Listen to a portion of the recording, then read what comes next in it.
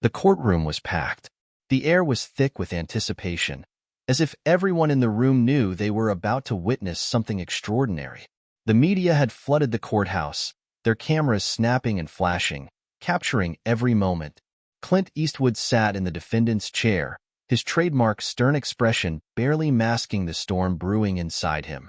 "Mr. Eastwood," the prosecutor's voice cut through the murmurs in the room, "you stand accused of defrauding millions of dollars from the American people. How do you plead?" The question echoed in Clint's ears, as though the world had slowed down. Fraud. The word hung in the air like a dark cloud. It felt surreal.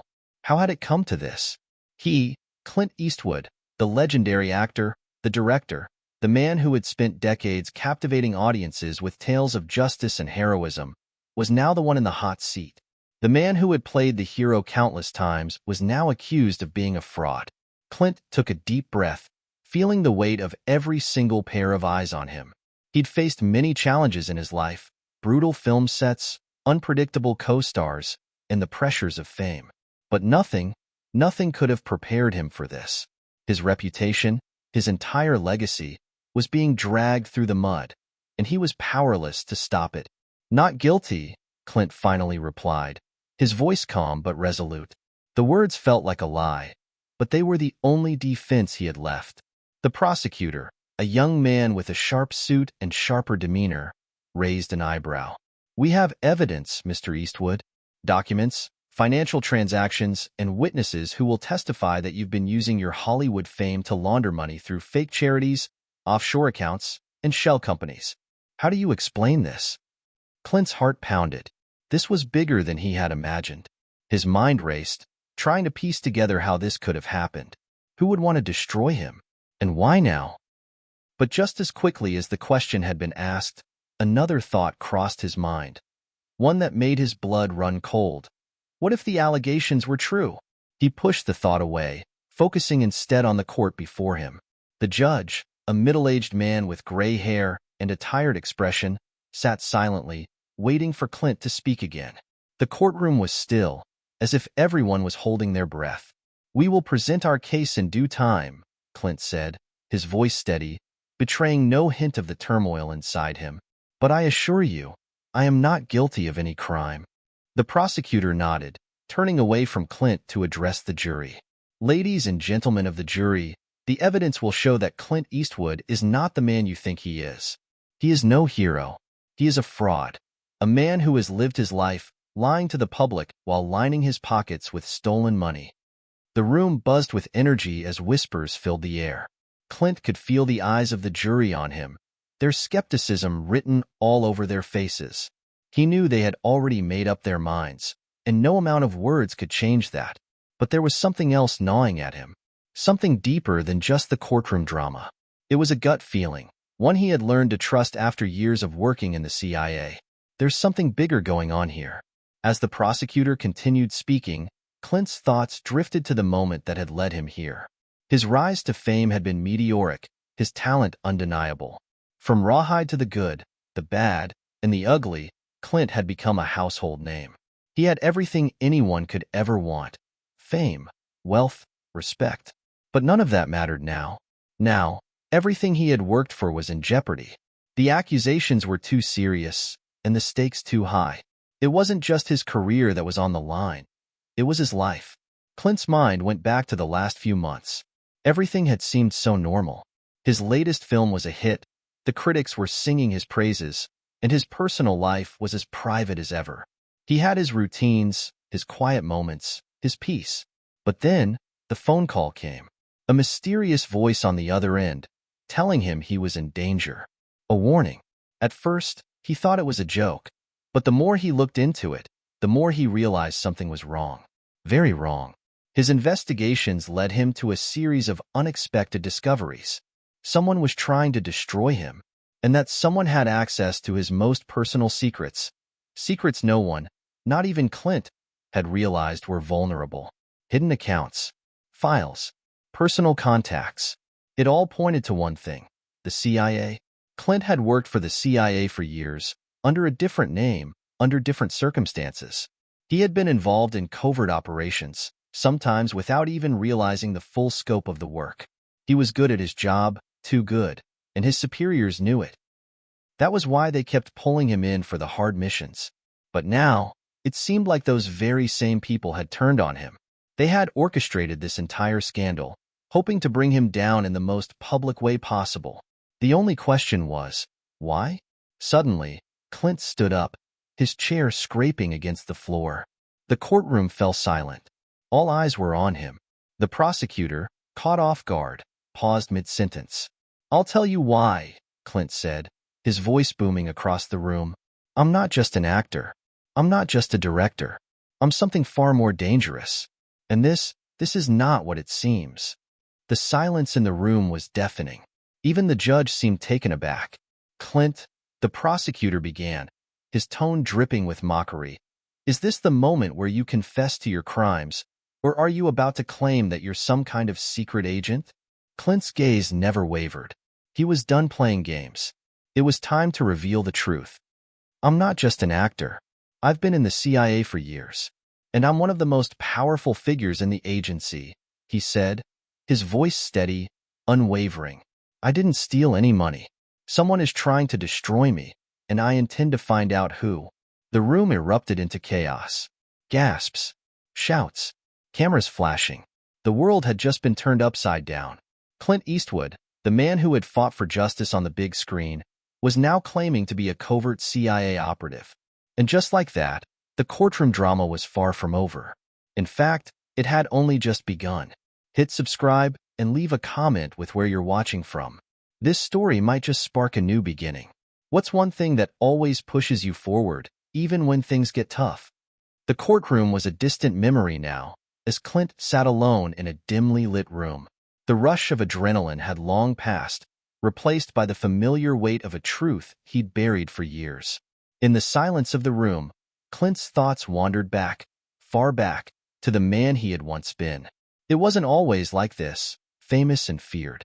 As a young man, Clint had been nothing more than a hard-working farm boy from San Francisco, trying to make a name for himself in Hollywood. His journey into the world of acting had been a rocky one. He had his first break on Rawhide, a gritty Western series that saw Clint rising to prominence.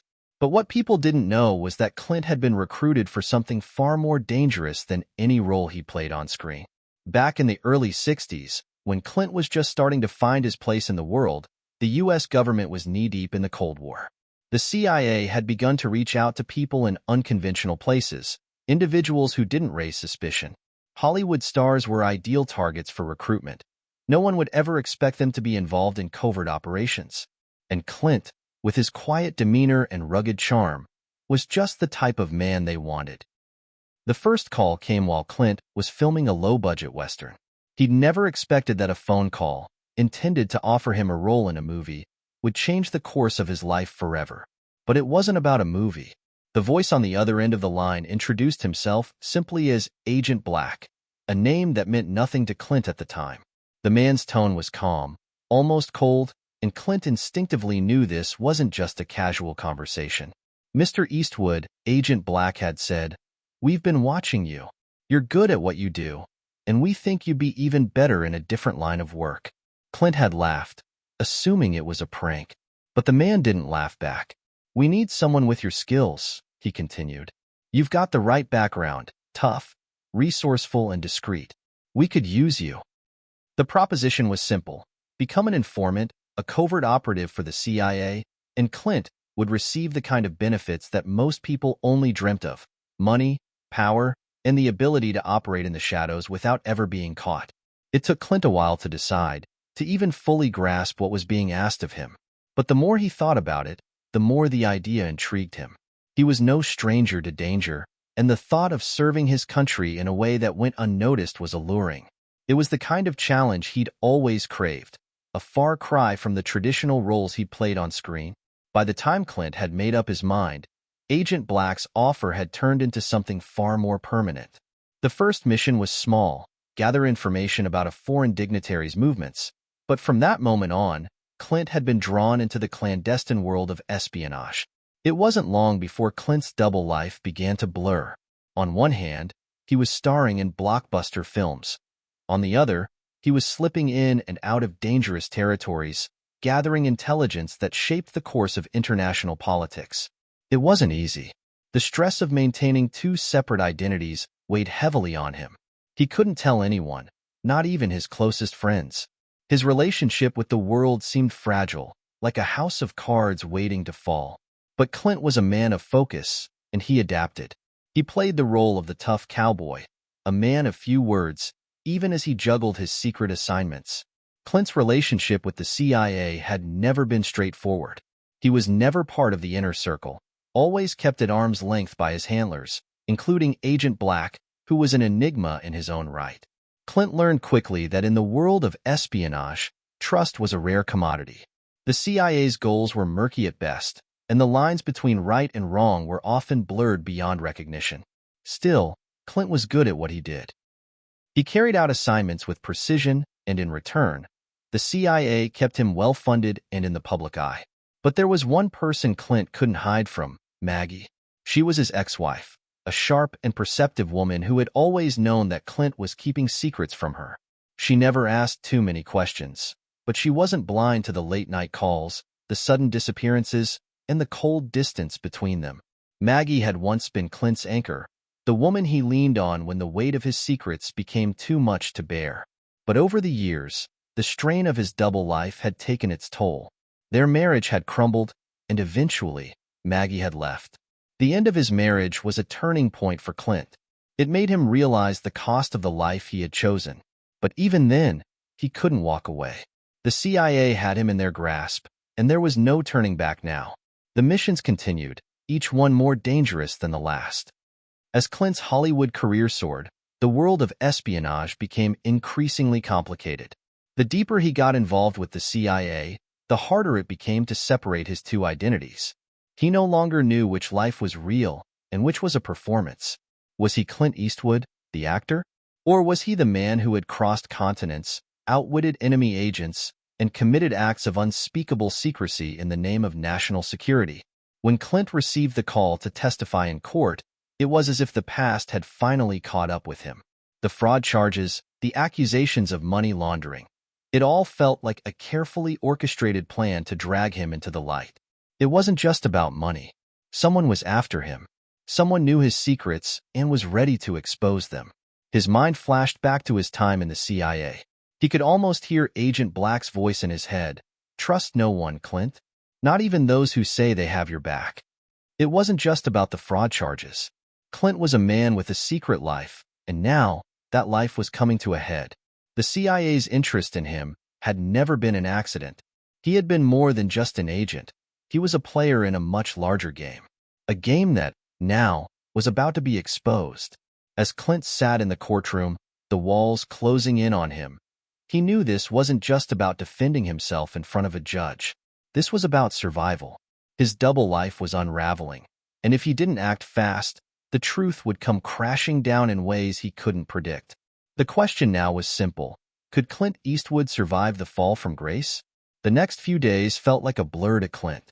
The courtroom had become a battlefield, with every turn revealing new layers of conspiracy and the pressure mounting at every moment. There was no escaping the media circus outside, and within the courthouse walls, the trial seemed like a never-ending onslaught. Each new piece of evidence presented by the prosecution only added weight to the mounting suspicion against him. But Clint wasn't just worried about the court case. He was worried about his life. Someone wanted him destroyed. It was too precise, too coordinated. The fraud charges? They were just the beginning. Whoever was pulling the strings was playing a dangerous game, and Clint was at the center of it. Clint paced his private quarters at his attorney's office, his fingers clenching and unclenching. His mind raced as he replayed the events leading up to the trial. Nothing made sense. There were moments when he questioned everything. The missions he had been a part of, the people he had trusted. Had it all been a setup? Were his CIA handlers using him as a pawn? Or was there something more sinister at play? A knock at the door interrupted his thoughts. "Mr. Eastwood," the voice on the other side said, and the door creaked open. It was his lead attorney, Tom Harris. The man had been handling his defense for years, but Clint didn't know how much longer he could trust him. He had a feeling that Harris didn't know the full extent of Clint's past, but there was a chance he could help navigate the court case. "Tom," Clint said, trying to hide the strain in his voice. "What's the latest?" Harris entered the room, his expression grim. "Clint, we have a problem. The prosecution has presented a witness. Someone who claims to have information linking you directly to illegal financial transactions. They're calling it a smoking gun." Clint's heart skipped a beat. A witness? How could that be possible? There was nothing in his records, no evidence that would link him to the fraud charges. Or so he thought. "Who is this witness?" Clint asked, trying to keep his voice steady. "Her name's Vanessa Shaw," Harris replied, his brow furrowing. "She claims to have been involved with one of the shell companies you allegedly funded, and she's prepared to testify that you personally directed money into the accounts under false pretenses." Clint felt the blood drain from his face. Vanessa Shaw was a name he hadn't heard in years, and yet the memory of her sent a chill down his spine. She was an operative he had worked with years ago, someone who had been a part of a covert operation in Eastern Europe. They had crossed paths only once, but her role in the operation had been critical. As far as Clint knew, she was supposed to have vanished after the mission was completed. This wasn't just a witness. This was someone who knew him, someone who had been part of his covert world. And if she was turning on him now, everything was at risk. "She's lying," Clint said, more to himself than to Harris. "Vanessa is lying. I never had anything to do with any shell companies." "You're not helping yourself by denying everything, Clint," Harris said, his voice tight. "This is serious. The prosecution is putting all their weight behind this testimony, and it's going to be hard to discredit her. If she's telling the truth—" Clint cut him off, his voice rising. "She's not telling the truth. This is a setup. Someone's trying to take me down, and Vanessa is part of it. We need to figure out who's pulling the strings." Harris leaned against the desk, rubbing his temples. "I don't know how, Clint. We're fighting an uphill battle here. If we can't get to the bottom of this, the jury's going to convict you based on what she says. And once that happens, it's over." Clint stood still for a moment, thinking hard. He wasn't going to let Vanessa Shaw, of all people, be the one to bring him down. The more he thought about it, the more he realized that he had to take control. He couldn't rely on his defense team alone. The people who were after him knew too much, but they didn't know everything. They didn't know Clint. "I need to speak with her," Clint said suddenly, determination setting in. "We need to get to her before she testifies. If I can find her, I can convince her to back off. This is bigger than just me, Tom. Someone's playing us both." Harris shook his head. "You're not thinking clearly. We're in the middle of a trial. You can't just go after a key witness. That'll make things worse." Clint's eyes hardened. "I don't care. I'm not going to sit here and let them destroy everything I've worked for. I know how to handle this."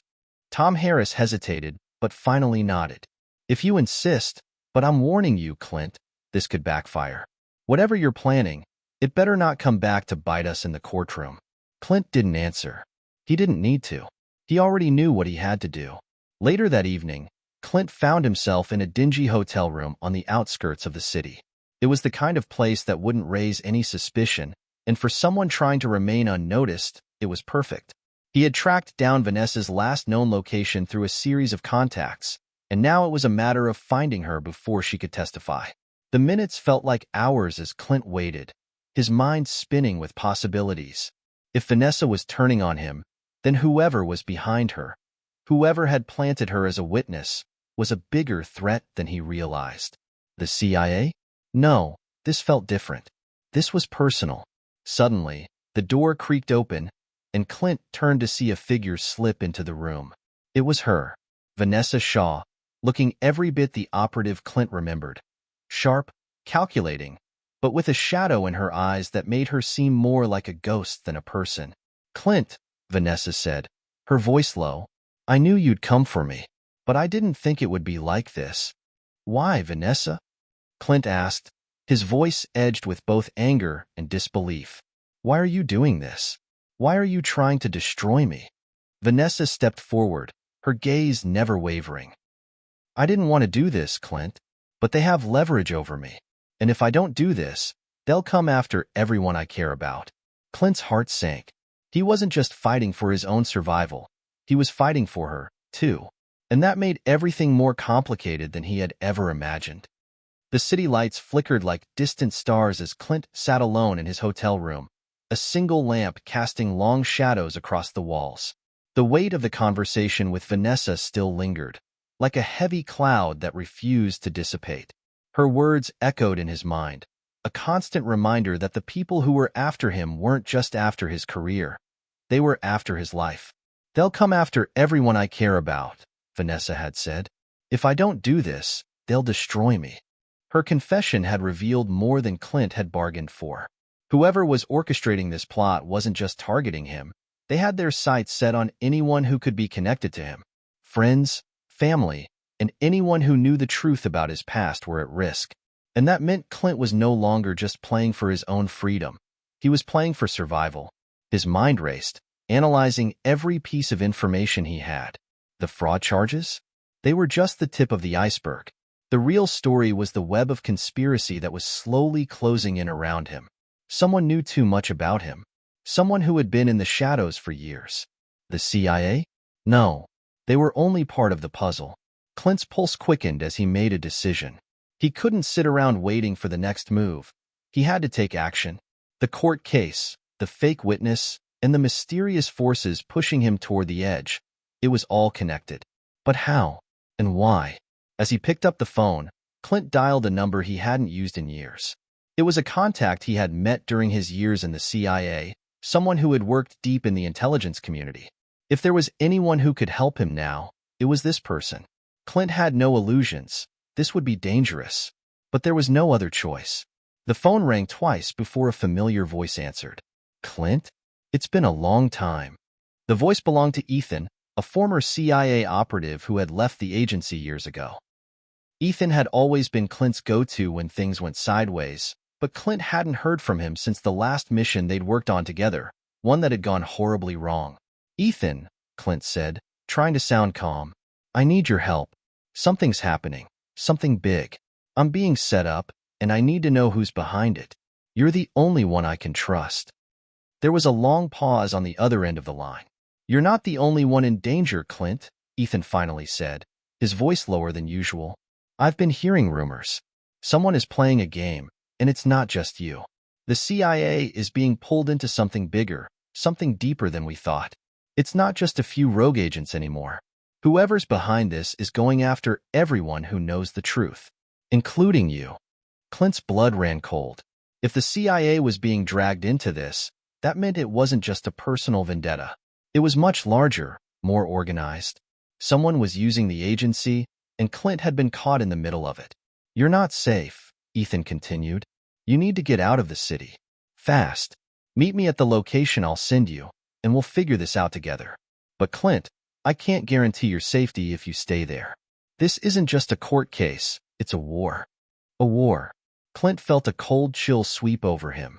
He had spent years fighting battles in the shadows, but nothing had prepared him for this. Nothing had prepared him for the moment when his own government might be against him. Without another word, Clint ended the call and began gathering his things. It was time to leave. There was no more time to waste. The walls were closing in, and if he didn't act now, he might never get the chance to find out who was pulling the strings. The trip out of the city felt like a lifetime. Clint drove for hours, each mile feeling like it could be his last. He didn't trust anyone anymore, not even his own reflection. The route Ethan had sent him on was one he hadn't taken in years, a path that led into the heart of nowhere, to a secluded cabin hidden deep in the mountains. The kind of place where the noise of the world faded away, and where people like Clint could disappear, if only for a moment. When Clint arrived at the cabin, the air was thick with tension. Ethan was waiting outside, his figure barely visible against the darkening sky. The man had changed since their last meeting. The once sharp, composed agent had now become someone worn and wary, his eyes betraying a hint of the danger he had seen over the years. "Clint," Ethan said, his voice low, "I'm glad you made it. But this isn't over. Not by a long shot." Clint stepped out of the car and looked around. There was a sense of unease in the air. Something felt wrong. "What's going on, Ethan?" he asked, his tone sharper than he intended. "Who's behind this?" And why is this happening now? Ethan motioned for Clint to follow him inside. As they entered the cabin, the weight of the moment pressed down on Clint. The walls were bare, except for a few old maps and photographs pinned to the walls. Maps of the Middle East, Europe, and the Americas. They were marked with various locations, each one tied to operations Clint had once been part of.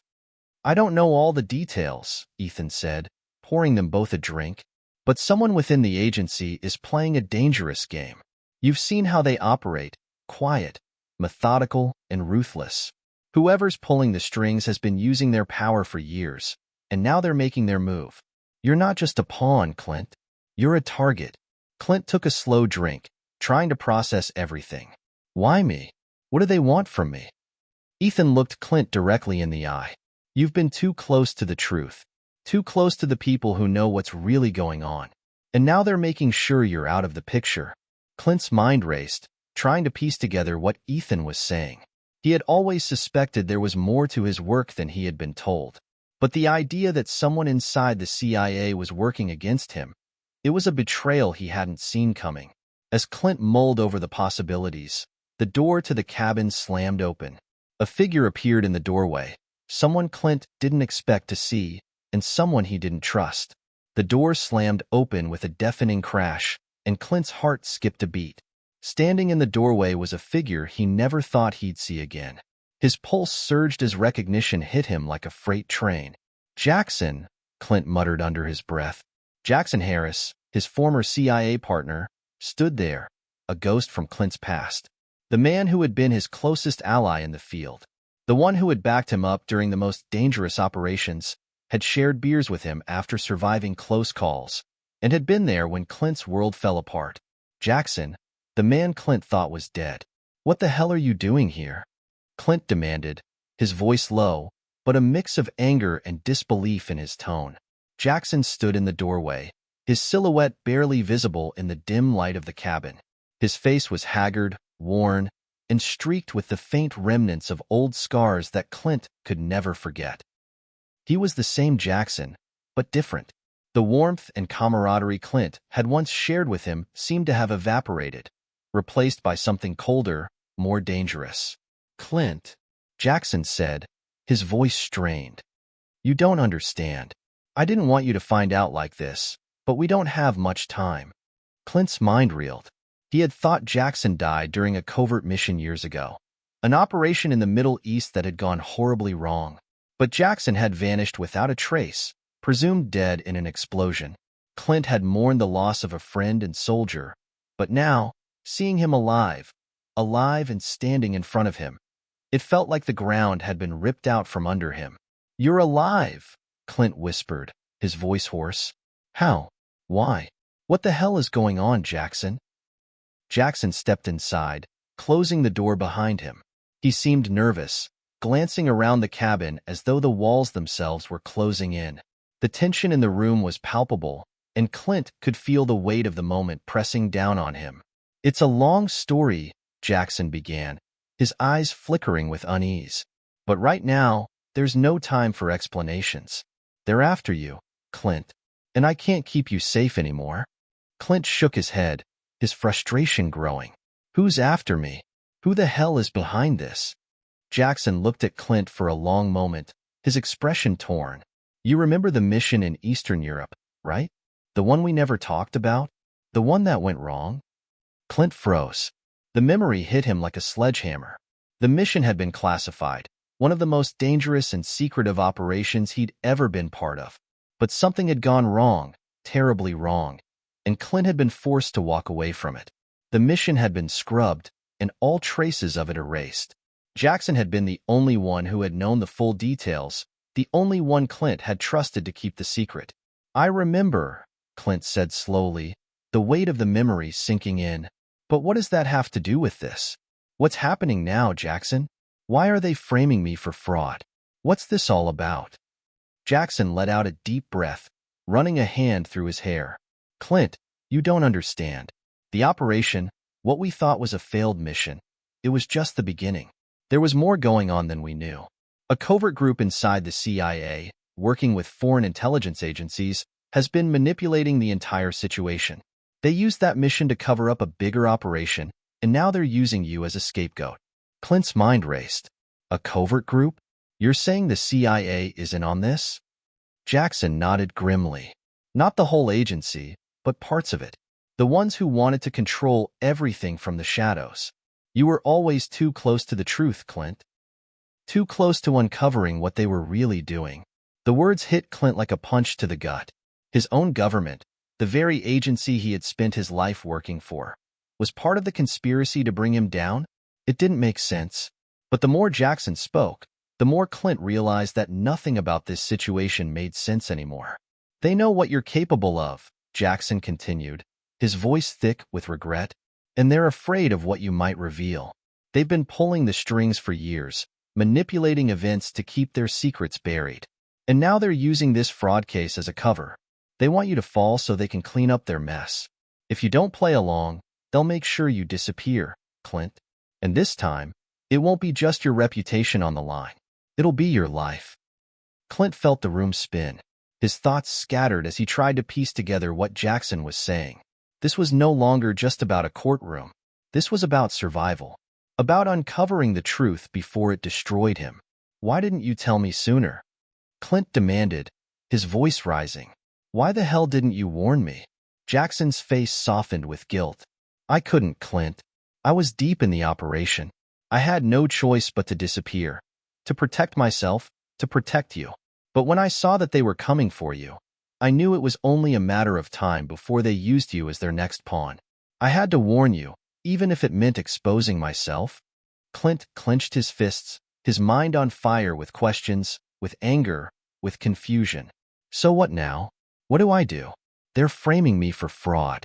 I'm about to go down for something I didn't do, and I'm supposed to just sit here and wait for them to destroy me. No, Jackson said, his eyes hardening. You fight back. You go after them. You make them regret underestimating you. But you can't do it alone. You'll need help. Clint met Jackson's gaze, his jaw clenched. I'm not alone anymore. Jackson nodded solemnly. Good. But Clint, there's more you need to know. If we're going to take them down, we have to go all in. No turning back. This isn't just about you anymore. This is about everything we've fought for, everything they've tried to hide. And if we don't stop them, they'll do this to others, too. Clint exhaled slowly, his mind made up. Then let's stop them. Clint's mind raced as he sat across from Jackson in the small, dimly lit cabin. The reality of their situation was beginning to sink in, deeply and painfully.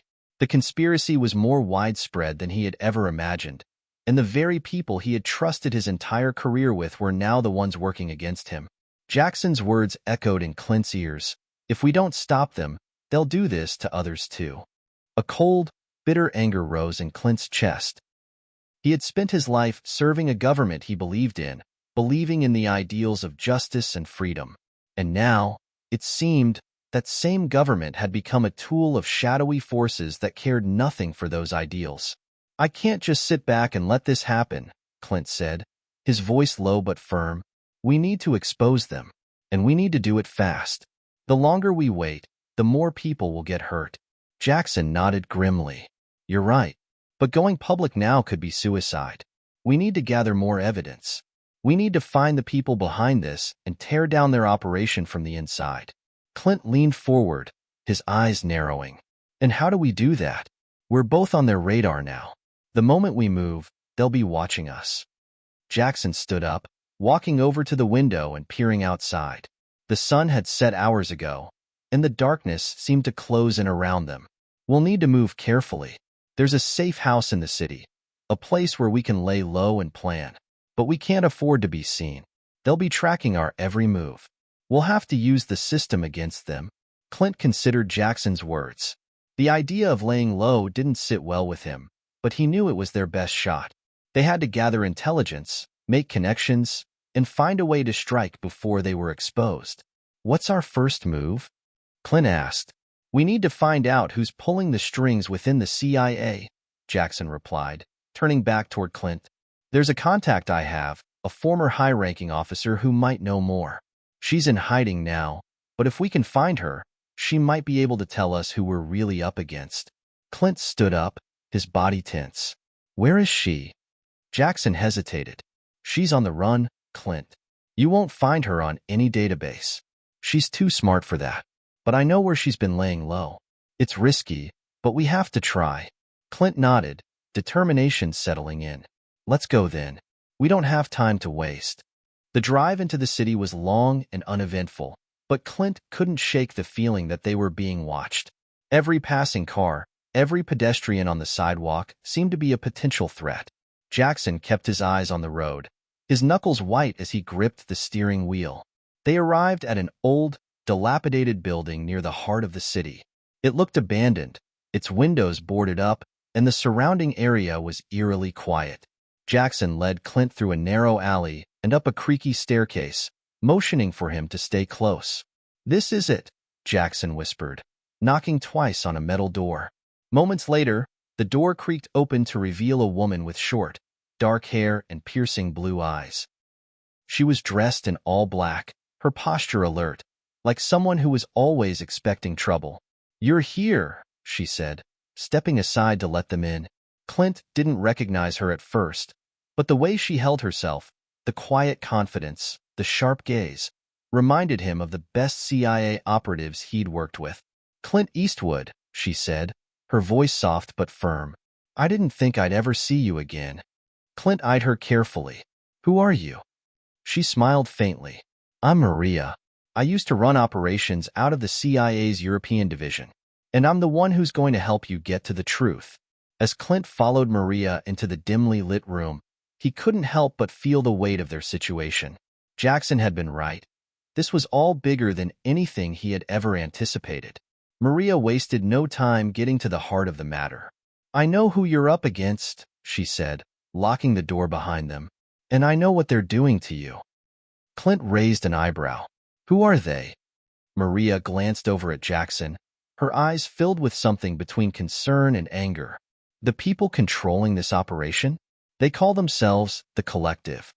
It's a covert faction within the CIA, one that has been manipulating events for years. They've infiltrated every part of the government, and their reach goes far beyond what you can imagine." Clint felt his stomach drop. The more he learned, the worse it seemed. "So, they're not just after me. They're after anyone who could expose them." Maria nodded. "Exactly. You're a threat, Clint, because you're one of the few who knows what's really going on. And that's why they're framing you for fraud. They need to discredit you, take away your credibility, and silence you before you can do any more damage." Clint clenched his fists, the anger surging through him. "I'm not going down without a fight." Maria stepped forward, her face hardening. "Good. But you can't do this alone. I can help you, get you the resources you need, guide you through the network, and give you the intel you need to strike. But the moment you do, they'll come for you. The Collective is ruthless."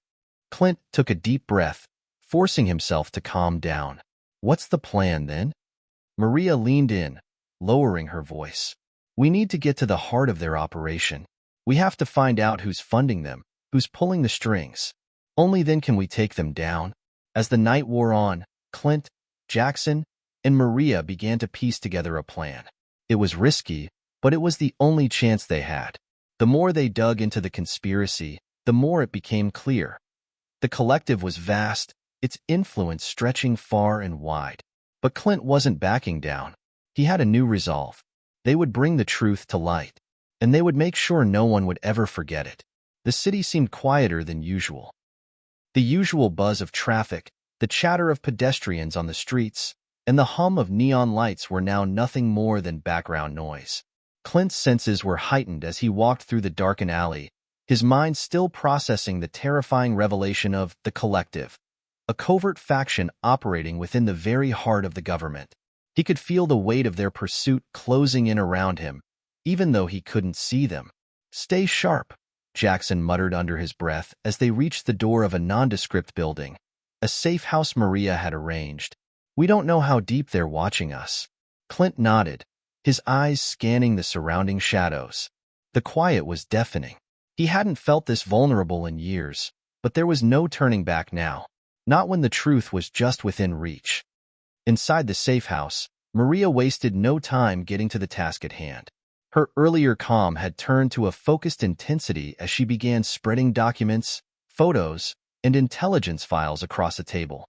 Clint and Jackson gathered around her, staring down at the tangled web of information that they would have to navigate if they were going to expose the collective.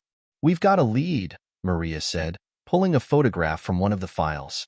It was grainy, taken from a distance, but it was clear enough to make Clint's blood run cold. The photo showed a man standing outside an exclusive private club, one Clint recognized immediately. It was the kind of place that catered to the wealthy and the powerful, where the high-ranking officials of the government rubbed shoulders with billionaires, arms dealers, and foreign agents. "This is where the key players meet," Maria continued, her voice low. "I've tracked this man to this location multiple times in the last few weeks. His name is Nathan Hale. He's the financial mastermind behind the collective." Clint leaned in, narrowing his eyes at the photo. The man in the picture looked unremarkable, mid-40s, with dark hair and a clean-cut appearance. But there was something about the way he held himself, something cold and calculating in his gaze. He looked like the kind of man who could destroy lives with a single word. "So, what's the plan?" Clint asked, his fingers tapping rhythmically on the edge of the table. He was getting impatient. The pieces were falling into place, but the danger was growing with each passing moment. Maria took a deep breath. "We need to get inside that club. It's heavily guarded, but there's a back entrance that will allow us to slip in unnoticed. Once inside, we can gather intel on Hale and the people he's meeting with. We'll find out what they're planning and how deep this goes." Jackson spoke up. "It's a high-risk operation. The security will be tight, and if they spot us, they won't hesitate to eliminate the threat. We need to be in and out as fast as possible." Clint didn't hesitate. "Then let's do it. We don't have much time." The night air was cool as they made their way to the private club, moving through the darkened streets like shadows themselves. Clint kept his head down, blending into the crowd as they approached the entrance. The building stood in stark contrast to the surrounding area, gleaming with wealth and exclusivity, its lights casting a golden glow on the sidewalk. Jackson and Maria moved with quiet precision, each step calculated. Clint followed their lead, his pulse quickening as they reached the back of the building, where the narrow alleyway led to a service door. The guard standing nearby wasn't paying much attention. He was more interested in his phone than in keeping watch. Without a word, Jackson took the lead, his movements swift and sure. He reached the door and gave it a firm push. It creaked open slowly, and the trio slipped inside. The faint hum of music and low conversation echoed from the main floor. They were in. "This way," Maria whispered, guiding them through a maze of corridors that led deeper into the building. Every step felt like it was taking them further into the lion's den. Clint couldn't shake the feeling that they were being watched, but he kept his focus on the task at hand. They reached a narrow stairwell that led up to a second floor. It was quieter here, but the tension in the air was thick. As they ascended the stairs, Clint caught a glimpse of movement from the corner of his eye, a shadow darting in and out of view. Someone was here, and they were just as nervous as Clint felt. Maria led them to a small, locked door at the end of the hallway. She pulled out a set of lockpicks from her bag and went to work, her hands steady despite the high stakes. Seconds ticked by like hours, and Clint's ears rang with the sound of his own heartbeat. Finally, with a soft click, the door opened. Inside, a large room unfolded before them. A modern, sleek space with high-end furniture, expensive art on the walls, and a panoramic view of the city below. At the far end of the room stood a long table, surrounded by well-dressed men and women deep in conversation. Nathan Hale was among them, his cold eyes scanning the room with calculating precision. He was as Clint had expected, sharp, intense, and dangerous. Maria motioned for Clint and Jackson to stay low as they edged around the room, searching for anything that could give them the information they needed. Clint's heart was racing now, every nerve alert as he scanned the room. The collective's operations had to be here. This was where the money flowed, where the deals were made. They had to expose it all, before it was too late. As Clint crept forward, he heard fragments of the conversation at the table. Hushed voices discussing figures, names, and operations that Clint had never heard of. There was talk of financial transactions, government blackmail, and military movements. They were planning something big. Just as Clint was about to move closer, a voice echoed from the door behind them. "Who's there?" A guard. His voice was low but laced with suspicion. Clint froze, his mind racing. He couldn't afford to get caught now, not when they were so close. The door swung open, and the guard stepped inside, his eyes scanning the room. "Shit," Jackson muttered, barely audible. "We've been spotted." In that moment, everything seemed to go into slow motion.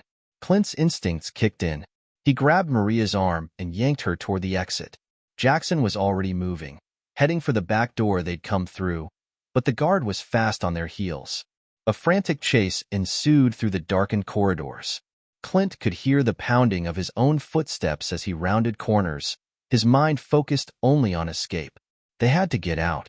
If they were caught, everything would be over. Finally, they burst through the back door, into the cool night air. They didn't stop running until they were far enough away to catch their breath. The adrenaline surged through Clint's veins, his heart pounding in his chest.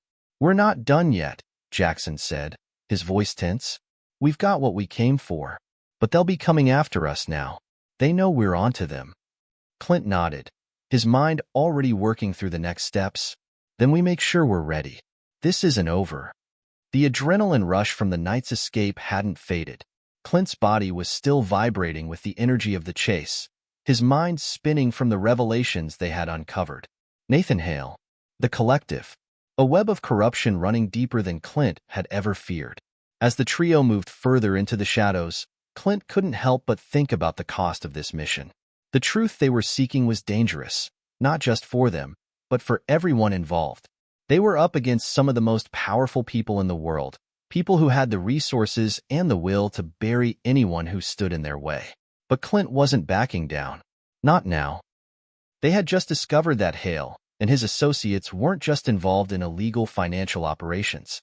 They were orchestrating a global network of destabilization, manipulating governments, inciting wars, and controlling key military assets. The sheer scale of it all was overwhelming. Clint had seen corruption before, but nothing like this.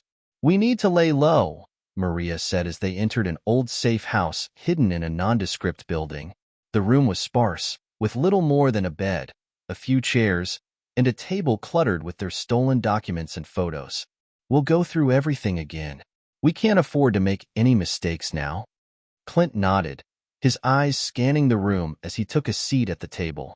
Jackson was already poring over the files, looking for connections between Hale's financial network and the military movements they'd overheard. But Clint's mind was elsewhere. He thought about his family, the people he loved. The more he learned about the collective, the more he realized how far-reaching their influence was. If he didn't stop them, who would? His thoughts were interrupted by Maria, who sat down across from him. Her expression was hard to read, but Clint could sense the weight she carried. She had known about the corruption long before they had, and now, seeing it all laid bare, the gravity of the situation was beginning to hit her too. "Clint," she said softly, her voice low, "we're not just fighting for ourselves anymore.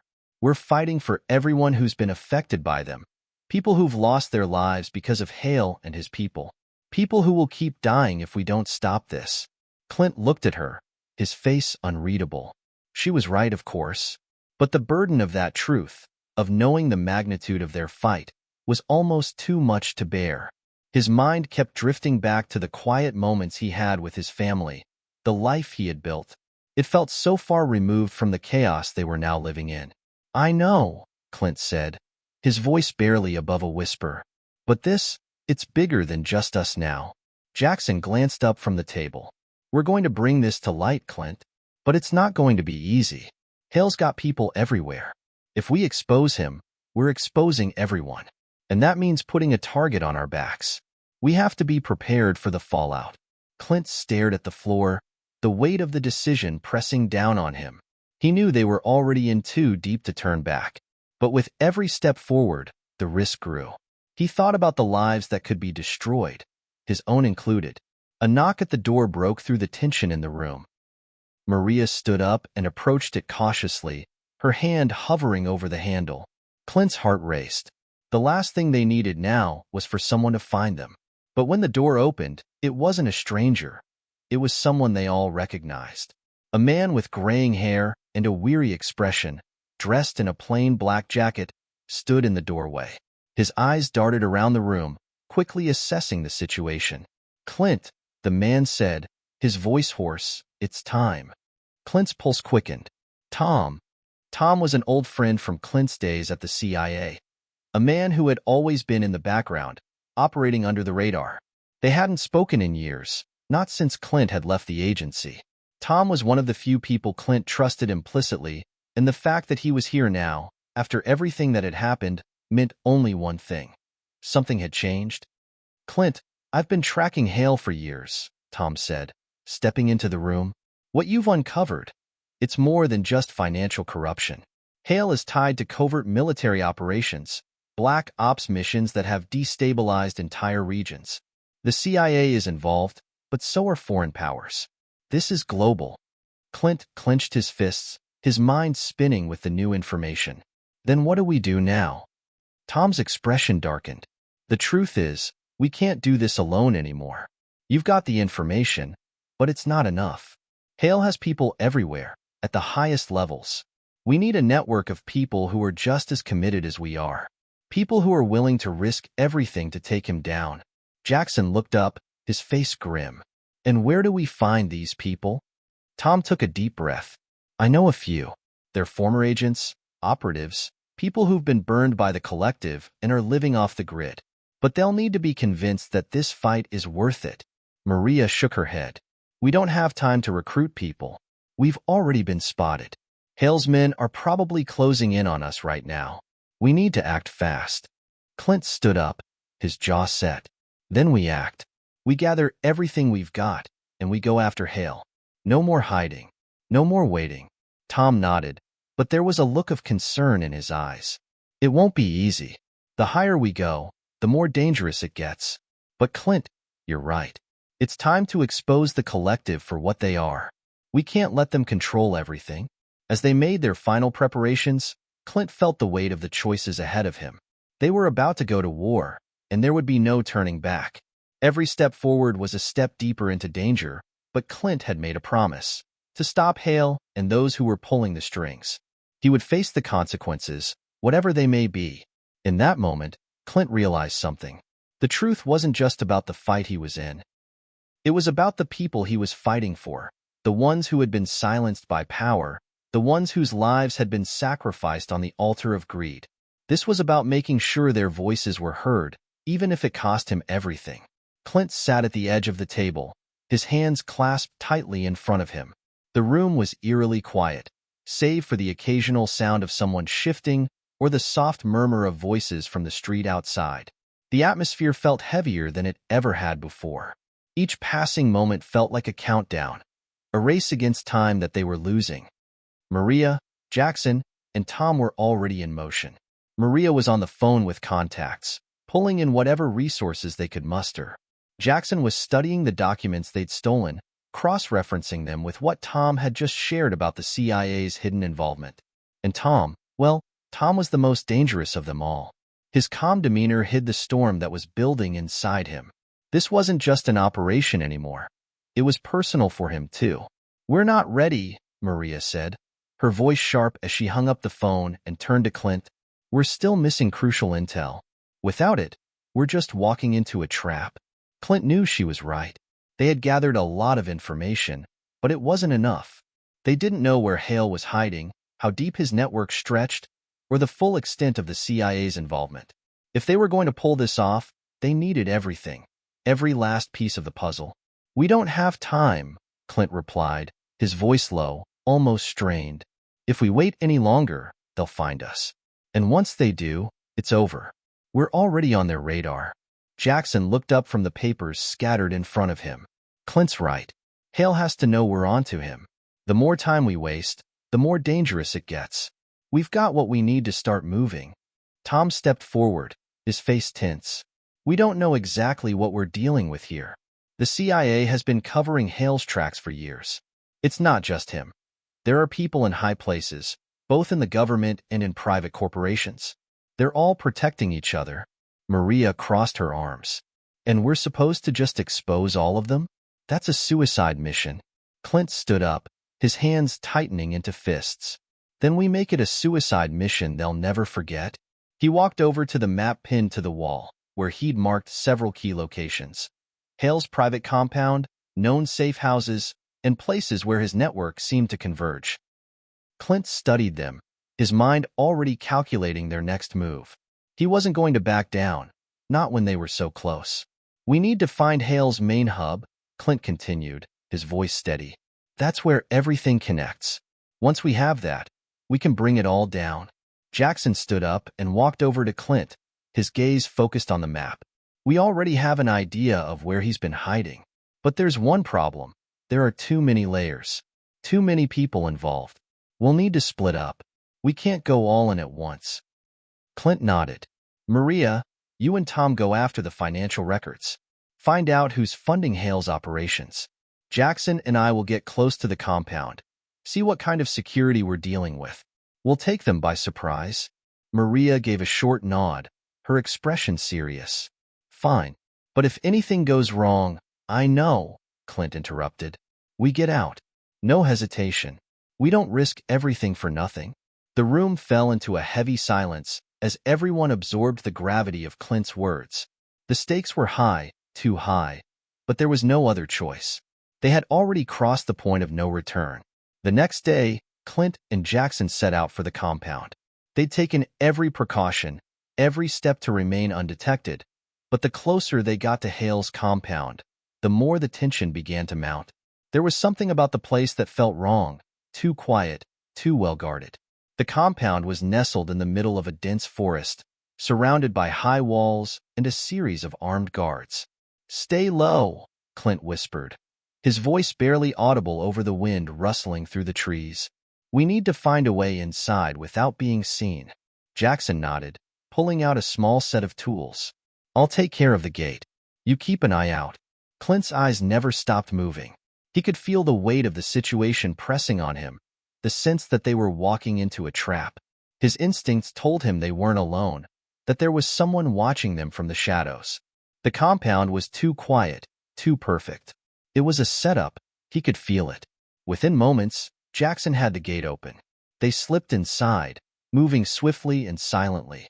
The layout of the compound was intricate, but they knew they had to move quickly. Time was running out. They reached a back entrance, where the security seemed less tight. Clint crept up to the door, listening for any sounds that might indicate someone was inside. When he was sure it was safe, he gave Jackson a signal. Together, they entered the building. The interior was sleek, almost sterile. The walls were made of polished stone, and the halls were lined with expensive art and furniture. This was no ordinary compound. It was a fortress designed to protect its inhabitants from the outside world. They moved through the halls cautiously, checking rooms as they went. The further they went, the more it became clear. Hale wasn't here. The compound was empty, save for a few scattered documents and the occasional guard patrolling the halls. The place was built for secrecy.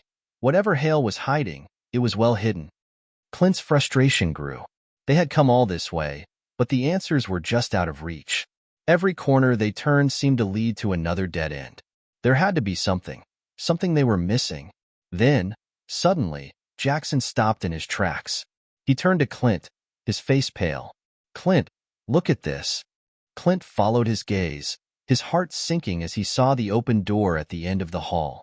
Inside, a massive safe stood in the center of the room, surrounded by piles of paperwork. But it wasn't the safe that caught Clint's attention. It was the dark, looming figure standing in front of it. Nathan Hale. Clint's breath hitched in his chest as he locked eyes with Nathan Hale, the man who had masterminded the global conspiracy, the one who had kept his empire of lies hidden for so long. Hale stood in the middle of the room, not surprised, not even flinching at their sudden appearance. Instead, he was calm, almost unnervingly so. You're a long way from home, Clint, Hale said, his voice smooth, cold. I didn't expect you to make it this far. Jackson stood slightly behind Clint, his hand on the pistol at his side, his eyes scanning the room for any sign of danger. The tension was thick enough to cut with a knife. Clint could feel the weight of it, the air heavy with the knowledge that they were in the heart of the beast's lair. "We came for the truth," Clint said, his voice steady, though his heart was racing. "The truth about you, about the collective, about everything you've done. And we're going to expose you, no matter what it takes." Hale chuckled, a sound that sent a chill through Clint's spine. "Expose me? You've been tracking shadows, Clint. You think you can take down what I've built? What we've built?" He gestured to the walls, the safe, the network of power that stretched far beyond this room. "This is bigger than you or anyone you know. This is the future. You're just a cog in a system that's far beyond your understanding." Clint stepped forward, his jaw tight. He wasn't intimidated, not by Hale's words, nor by the looming threat of what was to come. He'd been to hell and back. He wasn't going to let this man's cold manipulation win. "Your empire is built on lies, Hale," Clint said, his voice unwavering. "You might think you control the world, but all you've built is a house of cards. And it's about to fall." A flicker of something like amusement danced across Hale's face, but it was quickly replaced by a cold, calculating expression. He moved toward the safe, his fingers brushing lightly against its cool metal surface. "You have no idea how far-reaching the collective really is, Clint. You think a few stolen documents, a couple of witnesses will be enough to take me down? You don't even know who you're up against." Clint's heart pounded harder, but he didn't let the words get to him. He could feel the truth in Hale's words, the recognition that they were indeed standing in the lion's den. The CIA's ties, the network of corruption stretching across governments, the intelligence agencies, and corporate giants. But that didn't mean they were going to lose. Not today. "You're right," Clint said, his eyes narrowing. "I don't know the full extent of your power. But I know one thing. When the truth comes out, your empire will collapse. The world is changing. The people are waking up, and they won't stand for this any longer." Hale paused for a moment, his eyes glinting with a dangerous light. "You really think you can change the world, Clint? You're just one man. What can you possibly do?" Clint's fists clenched. The truth was, he didn't have all the answers. He wasn't some hero who could single-handedly change the course of history. But he knew one thing. He wasn't alone. He had Maria. He had Jackson. And together, they could bring this down. They could expose the darkness Hale and the collective had hidden for so long. "I'm not alone," Clint said, his voice low but firm. "And I don't need to change the world. I just need to make sure people like you can't keep hurting it." At that moment, Jackson moved swiftly, circling around to the back of Hale. Clint knew exactly what he was doing. He was going to get the jump on Hale, catch him off guard, and subdue him long enough to get the information they needed. But as Jackson made his move, Hale's eyes darted toward him, and before Clint could react, Hale's hand shot out, slamming a button on the wall next to the safe. The room lit up with a piercing alarm, a shrill sound that echoed through the compound. The floor beneath them vibrated as heavy doors slammed shut, locking them inside the chamber. "What the hell?" Jackson yelled, his eyes darting around the room, looking for an exit. "We've been set up," Clint cursed under his breath. They had walked right into a trap. Hale had been expecting them. He had been several steps ahead all along. "Do you honestly think I'd leave the most valuable asset of my operation unprotected?" Hale said, his voice almost mocking. He stood back now, watching them, his hands still resting against the safe. "This place is rigged. You're not going anywhere." Clint's mind raced as he frantically looked for a way out. The walls were too thick, the door too secure. They were locked in a room with no exit, no escape. Hale smiled, sensing Clint's growing desperation. "You've been pawns in a much larger game, Clint. But this ends now." Clint looked at Jackson, who was already moving toward the walls, testing them, looking for any weakness. Maria and Tom were still outside, likely trying to figure out how to get to them, but Clint couldn't rely on them now. He was on his own in this moment, and it was up to him to find a way out. But as the seconds stretched on, the weight of the situation began to sink in. They were about to face the consequences of their actions, whatever they might be. There was no turning back. "Clint," Jackson said urgently, pulling him from his thoughts, "I think I found something. There's a ventilation shaft above us." We can get through there. Clint nodded, his pulse racing. Let's move. They made their way to the shaft, Jackson prying the grate open with quick, practiced hands. The alarm still blared in their ears, but Clint couldn't afford to focus on it now. They had a limited window. One by one, they climbed up into the shaft, using every ounce of their training and skill to maneuver through the narrow space. Clint could hear Hale's voice from below, giving orders to his men.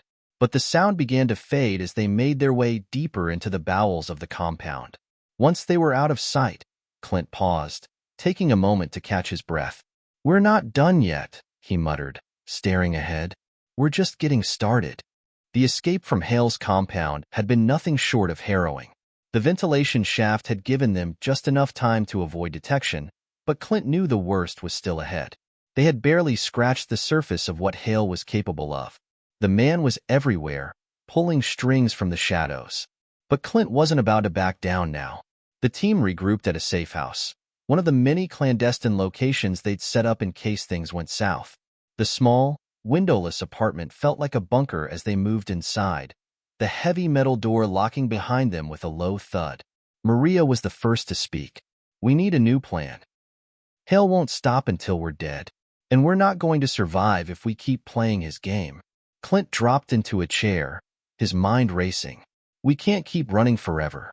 We need to hit him where it hurts, where he can't just pull strings and make us disappear."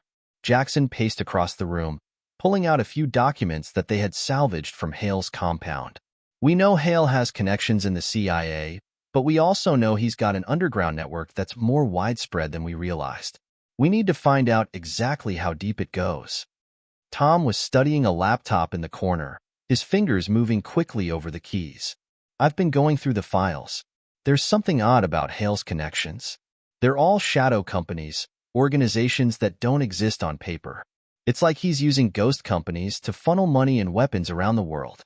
These aren't just government ties. They're corporate, global." Clint stood up. "If we're going to take him down, we need to go after those companies. We need to find the leaders behind them, tie everything together, and expose it. But we'll need evidence, hard evidence that can't be denied. We also need allies," Maria added.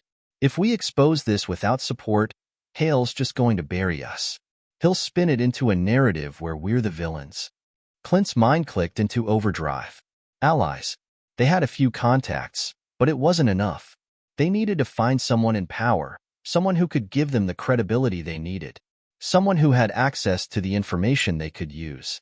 "We've got someone who owes us a favor," Clint said after a long pause, his eyes narrowing. "I know a journalist, David Reeds. He's been tracking corruption in the government for years, and he's made a name for himself exposing powerful people. If we can get him on our side, we might be able to get the story out in a way Hale can't control." Jackson looked uncertain. "Are you sure he'll help us? Reeds is known for digging deep. He might get caught in the crossfire." Clint's jaw tightened. "He'll help. He has to. This is bigger than all of us. If we don't act fast, Hale's network will swallow us whole." Maria, who had been quiet up until now, spoke up. "What about the evidence? We can't just send him documents and hope he believes us. We need something bigger, something that will hit hard." Clint's eyes shifted toward the pile of documents on the table. They had the names, the dates, the financial transactions. They had enough to start unraveling Hale's empire, but it wasn't enough. Not without something that would bring the truth to light in a way no one could ignore. Tom glanced up from the laptop, his face pale. "There's more. Hale's been in contact with several high-ranking officials in the CIA, but he's also been dealing with an international network. One of the names in these files, it's a known arms dealer." Clint's heart skipped a beat. "You're telling me Hale is supplying arms?" Tom nodded grimly. "Not just supplying. He's coordinating a global trade. Weapons, information, mercenaries. It's all connected. He's a key player in the world's black market." Clint stood up abruptly. "That's it. That's our angle. We can take this straight to David Reeds. If we can get him to tie this to the arms trade, expose the corruption on that scale, the whole world will listen." Maria's eyes widened. "That's a huge risk. If we go public with this, Hale will come after us with everything he's got. He won't let it slide." Clint's voice was steely. I'm done running. If we don't expose him now, there won't be anything left to save. We have to make sure this story breaks wide open, and we have to do it fast." Jackson looked at him with a grim determination. "So, what's the plan?" Clint turned to the map they had pinned on the wall. "We head to Reed's office. We get him the information. We make him see the bigger picture. Once he's on our side, we work with him to get the story out. We leak the information, tie it all together. The CIA, Hale, the arms trade. It all goes public. We tear it all down." Maria nodded, but there was still concern in her eyes. "It's a big leap. If this goes wrong, we don't have a choice," Clint cut in, his voice unwavering. "We do this right, and we take Hale down once and for all. No more hiding. No more running. We expose the truth." The following day, the team set out for David Reed's office.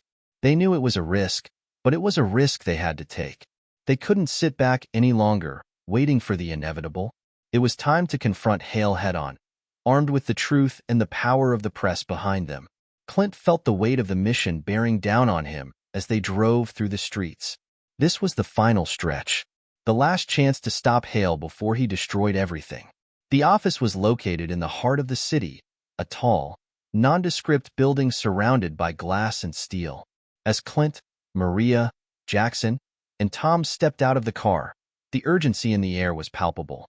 They had no idea what to expect once they stepped through that door, but they knew one thing. This was their moment. This was where they would either change everything or lose it all. Hit subscribe and leave a comment with where you're watching from. This story might just spark a new beginning. What's one thing that always pushes you forward, even when things get tough? The drive to David Reed's office was a blur, the city passing by in flashes of gray and silver. Clint's thoughts were occupied with the plan they'd put together, but something gnawed at him. They were getting closer to the truth, but they were also walking into a storm. Reed's might be the ally they needed, but even the best journalists had their own agendas. Would he help them, or would the pull of power, Hale's influence, sway him in another direction? They arrived at Reed's building just as the last light of day dipped below the horizon. The city was alive with the sounds of honking horns, bustling crowds, and the distant hum of late-night traffic. Clint looked at his team, each face reflecting the tension of what was about to unfold. "This is it," Clint said, his voice low.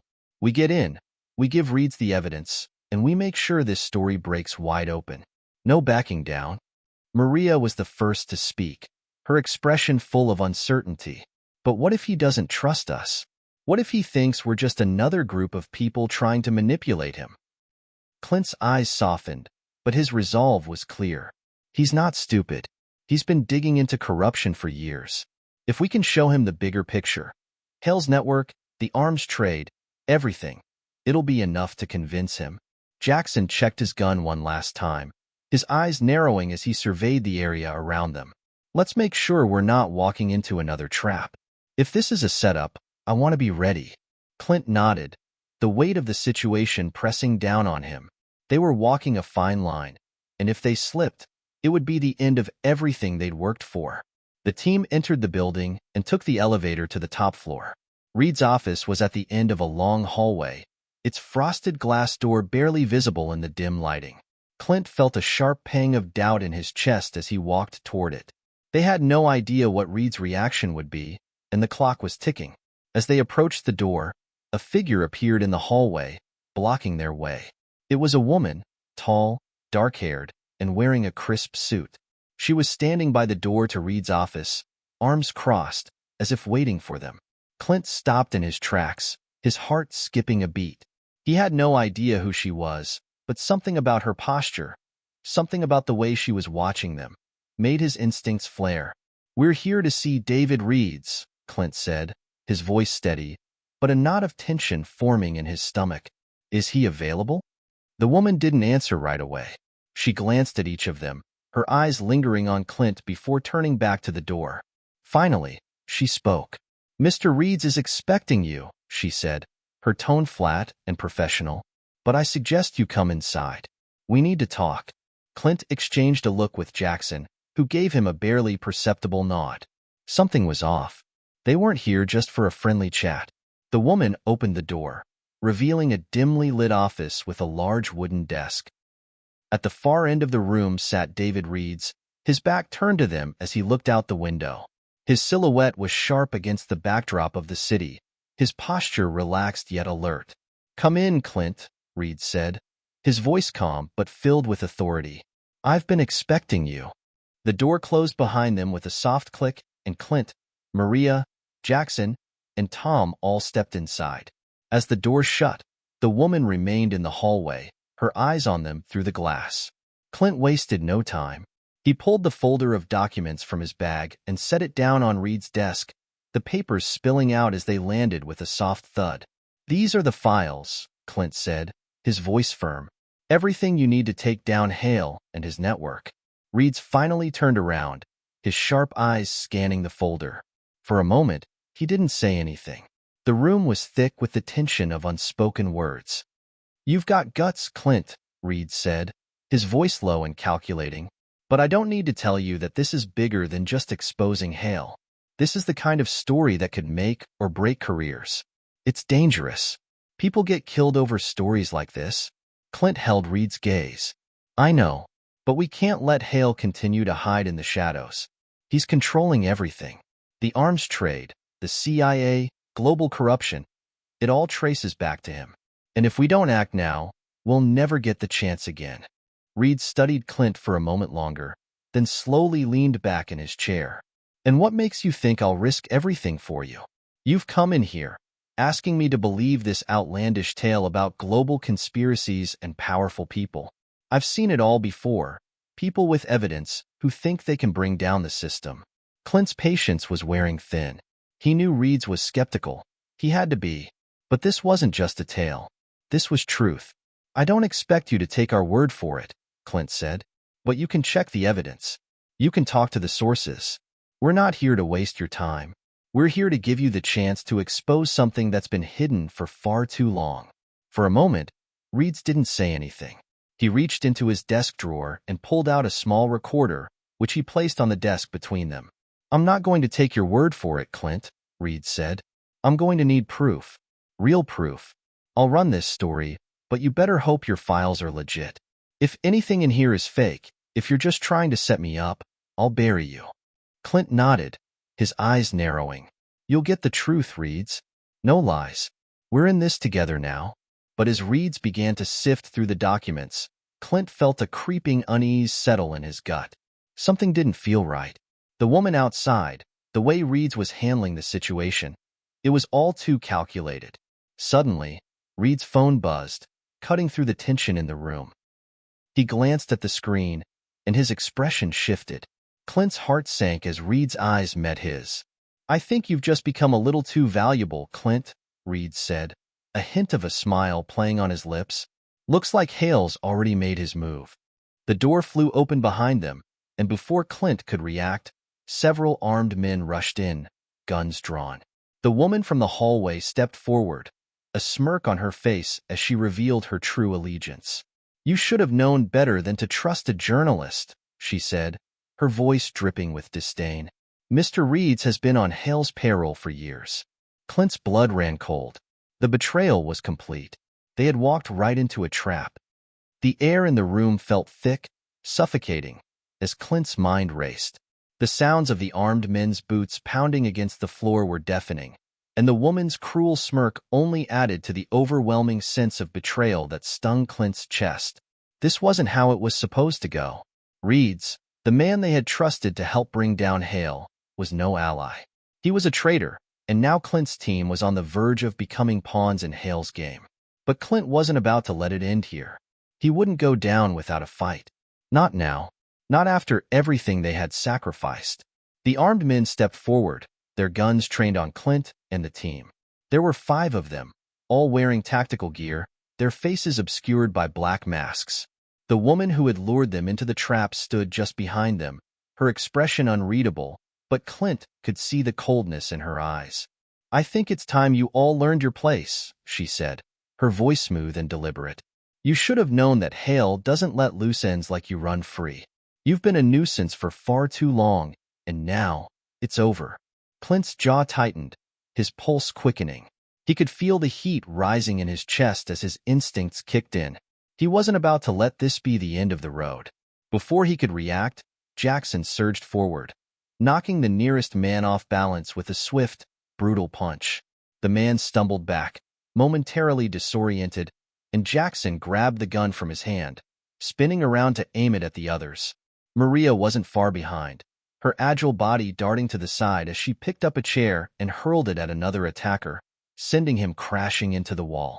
Clint and Tom moved quickly, ducking behind the desk and returning fire, their hands steady as they aimed at the masked men closing in. The air filled with the deafening crack of gunfire, ricocheting off the walls and breaking the tense silence that had gripped them all moments before. It was chaos, pure and simple, but Clint's mind was focused. Reed's chair tipped over as he dove to the floor, clutching his head in a panic. He had clearly underestimated Clint and his team, but now it was too late. They wouldn't let him out of this one. "Clint, get us out of here," Maria shouted, her voice sharp with urgency. Clint didn't need to be told twice. With a single motion, he grabbed a grenade from his tactical vest, pulled the pin, and tossed it across the room. The explosion was deafening, and for a split second, everything went silent. The shockwave sent a few of the attackers reeling back, giving Clint and his team a moment to regroup. "Move, move, move," Clint yelled, leading the way as they dashed toward the door. The woman who had betrayed them lunged forward, but Maria kicked her leg out, sending her crashing into the doorframe with a sickening thud. The team ran down the hallway, adrenaline pumping through their veins. The building's sterile white walls seemed to blur as they sprinted, the sound of pursuit growing louder behind them. They needed to get to the elevator, but there was no time to waste. The entire building was probably swarming with Hale's men by now. "We're not going to make it out the front door," Jackson panted, his breath heavy as he ran beside Clint. Clint's mind raced. "There's a service exit on the other side of the building. We head that way." But as they neared the stairs, they heard the unmistakable sound of more footsteps approaching from both sides of the hallway. Their escape route was closing in fast, and Clint knew they were running out of options. "We're gonna have to fight our way out," Clint said through gritted teeth. "Get ready." They turned a corner, and just as Clint predicted, a handful of armed guards rounded the corner, guns drawn and ready. The team didn't hesitate. They moved as one, like a well-oiled machine. Jackson took the lead, shooting with precision, while Maria moved with incredible speed, darting between pillars and firing at anyone who got too close. Tom was right behind, providing cover fire as Clint led the charge. Clint's heart pounded in his chest as they neared the service exit. He could hear the men's shouts echoing behind them, but he refused to let himself look back. The door was just ahead, and with a few final shots, they made it. "Move, move," Clint urged, slamming his shoulder into the door and bursting into the alleyway outside. The cold night air hit them like a wave as they ran toward their getaway vehicle, parked in a hidden spot a few blocks away. But even as they ran, Clint couldn't shake the feeling that this was only the beginning. They had narrowly escaped death, but Reed's betrayal meant Hale was pulling even more strings. The arms dealer network, the CIA's involvement, it was all connected, and they had just scratched the surface. As the team piled into the vehicle and sped off into the night, Clint's thoughts turned to their next move. They had to keep going. They couldn't stop now. Hale had just made them a bigger target, but Clint knew they were the only ones who could bring him down. Tom broke the silence in the car. "Where to next, Clint?" Clint stared out the window, his face hardening. "We need to find someone who can help us get to Hale, someone inside the CIA. We'll need a bigger fish if we want to expose this global network of corruption." Maria, still catching her breath, turned to Clint. "We're not going to be able to stay hidden much longer. Hale's going to send everything he is after us." "I know," Clint said, his voice steely, "but we'll stay one step ahead. We always do." And with that, they drove into the unknown, their mission now more urgent than ever. The world outside the car seemed to blur as Clint's mind raced, the sound of the engine humming in the background, almost like a constant reminder that time was running out. The stakes were higher than ever. Reed's betrayal had thrown them into even deeper waters, and now, with Hale's men hot on their trail, Clint and his team were scrambling to find a new way to strike back. They needed leverage. They needed someone with insider knowledge, someone who could connect the dots between the CIA, Hale's empire, and the corrupt officials pulling the strings. But finding a person like that wasn't going to be easy. Clint glanced at his team, his eyes scanning their exhausted faces. Maria was sitting in the front seat, her gaze fixed out the window, lost in thought. Jackson was still catching his breath from the close call, his knuckles white from gripping his gun so tightly. Tom, the tech expert, was busy typing furiously on his laptop, trying to get a lead on who could be trusted inside the CIA. "We need a plan, Clint," Jackson muttered, his voice rough. "We can't keep running forever. We've been on the move for days, and every time we think we're one step ahead, Hale's right there, ready to strike." Clint's grip on the steering wheel tightened as he navigated the streets. He knew Jackson was right. They couldn't keep reacting. They had to act. The CIA insider they needed wasn't going to walk into their laps. They had to dig deep, and they had to move quickly. "I know," Clint said, his voice steady despite the storm brewing in his mind. "I've been thinking. There's someone who might be able to help us. A former CIA operative I worked with years ago. Her name's Riley, Sophie Riley. She's been off the grid for a while, but if anyone has the intel we need, it's her." Maria turned around in her seat, her eyes narrowing. "Sophie Riley? You trust her?" Clint hesitated, the memory of Riley flashing in his mind. She wasn't the kind of person who earned trust easily, but Clint had seen her in action. She was sharp, ruthless when she needed to be, but above all, she was loyal. And right now, loyalty was what they needed more than anything. "I trust her with my life," Clint replied, his voice low and resolute. "But finding her won't be easy. She's been in hiding for years, ever since she blew the whistle on a few corrupt CIA agents back in the day. Hale's men are probably still hunting her." Tom glanced up from his laptop, his fingers stopping mid-typing. "Do you have any leads on where she might be? I can dig around, but we need something solid." Clint's mind clicked into action. "I think she's still using the same old safe houses. I have an address, but it's going to be out of the way. It's a small cabin in the mountains, remote. No one's supposed to know it exists." Maria's eyes flicked to Clint, a mixture of concern and determination in her gaze. "That's a hell of a place to hide. If Hale's men know where she is, we'll be walking right into another trap." "We won't," Clint said firmly. "We'll go off the grid, keep everything as low profile as possible. If she's there, she'll help us." The car's tires screeched as Clint made a sharp turn, heading toward the mountains. The landscape was changing rapidly, the city lights fading behind them, replaced by the looming silhouettes of the jagged peaks ahead. Clint's mind kept replaying the past, the last time he had worked with Riley. It had been years since they had been on the same mission, but he knew she hadn't changed. She was tough. She'd survived the worst the CIA could throw at her. They drove for hours, the winding roads growing narrower the further they went. The trees were dense, their branches thick with snow, and the night air grew colder with each passing mile. Clint could feel the tension rising in the car. They were heading into dangerous territory, both physically and figuratively. If they were spotted, Hale's men would be on them in no time. Jackson was the first to break the silence. "So, if we find Riley, what then? How are we going to get this to the CIA without them shutting us down?" Clint's jaw tightened. "We go public. It's the only way to make sure Hale doesn't bury this. Once we have everything we need, we get the truth out. No more secrets. If we do this right, even the CIA won't be able to cover it up." Maria turned around again, giving Clint a pointed look. "And if Riley's not there, what's our backup plan?" Clint let out a slow breath. He had no backup plan. He wasn't sure if he was bluffing or if he truly believed Riley would help them, but they had to keep moving forward. He couldn't afford to let doubt settle in. "We'll find another way," Clint said, his voice unwavering. "But Riley is our best shot." As they neared the cabin, Clint's senses were on high alert. He could feel the weight of the situation, the fear in the air. This wasn't just a mission. It was a race against time, and every second counted.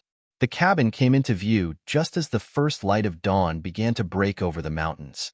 It was small, nestled between two tall pine trees, the wood weathered from years of exposure. Clint parked the car a short distance away, the trees providing cover. The last thing they needed was to be spotted from a distance. Clint got out first, his boots crunching on the snow as he made his way to the cabin. The rest of the team followed closely behind, staying low, moving with purpose. Clint reached the door and knocked 3 times, the sound echoing in the silence of the mountains. He waited, his breath visible in the cold air. For a moment, there was nothing but the wind and the soft creaking of the trees. Then, the door creaked open, and there she was. Sophie Riley. She looked different, older, her face harder, but the fire in her eyes hadn't changed. She studied Clint for a long moment before speaking. "You've got guts showing up here," Riley said, her voice rough. "I was wondering when you'd finally come knocking." Clint gave her a small smile, his relief palpable. "You're a hard woman to find, Riley. I need your help." Riley stepped aside, gesturing for them to enter. "Come in, Clint. But I've got to warn you. If Hale knows you're here, we'll all be dead in a few hours." Clint didn't flinch. They were all in this together now, and there was no turning back. The cabin felt like a fortress. There was an eerie stillness that hung in the air as Clint and his team settled inside, their eyes constantly scanning their surroundings. Sophie Riley hadn't changed much, but the weight of years in hiding had taken its toll. Her once vibrant eyes were now filled with a sharp, cautious wariness, a product of both the knowledge she possessed and the dangerous world she had been forced to live in. After they entered, Riley locked the door and slid the bolt shut, her movements deliberate, almost mechanical. She turned to face Clint and his team. "So, you finally decided to show up," she said, her voice betraying no hint of warmth. It was clear she wasn't one for sentimentality. "And you've come asking for help. I'm guessing this isn't a friendly visit, is it?" Clint took a breath and glanced at his team. "We're not here for pleasantries. We need your help to bring down Hale. We've been in the field for weeks, trying to piece this all together. But we need intel, and we need it fast." Riley's eyes narrowed. "I don't need to hear the whole sob story, Clint. I know who Hale is, and I know what kind of power he has. The CIA's dirty laundry is more tangled up in this than you realize. But the real question is, why should I help you?" Clint stepped closer, his tone firm yet respectful. "Because we're your only chance to take him down. You know as well as I do that Hale's influence is spreading through every corner of the CIA. If we don't stop him now, it's over for all of us. For you too." Riley's gaze softened ever so slightly, but only for a moment.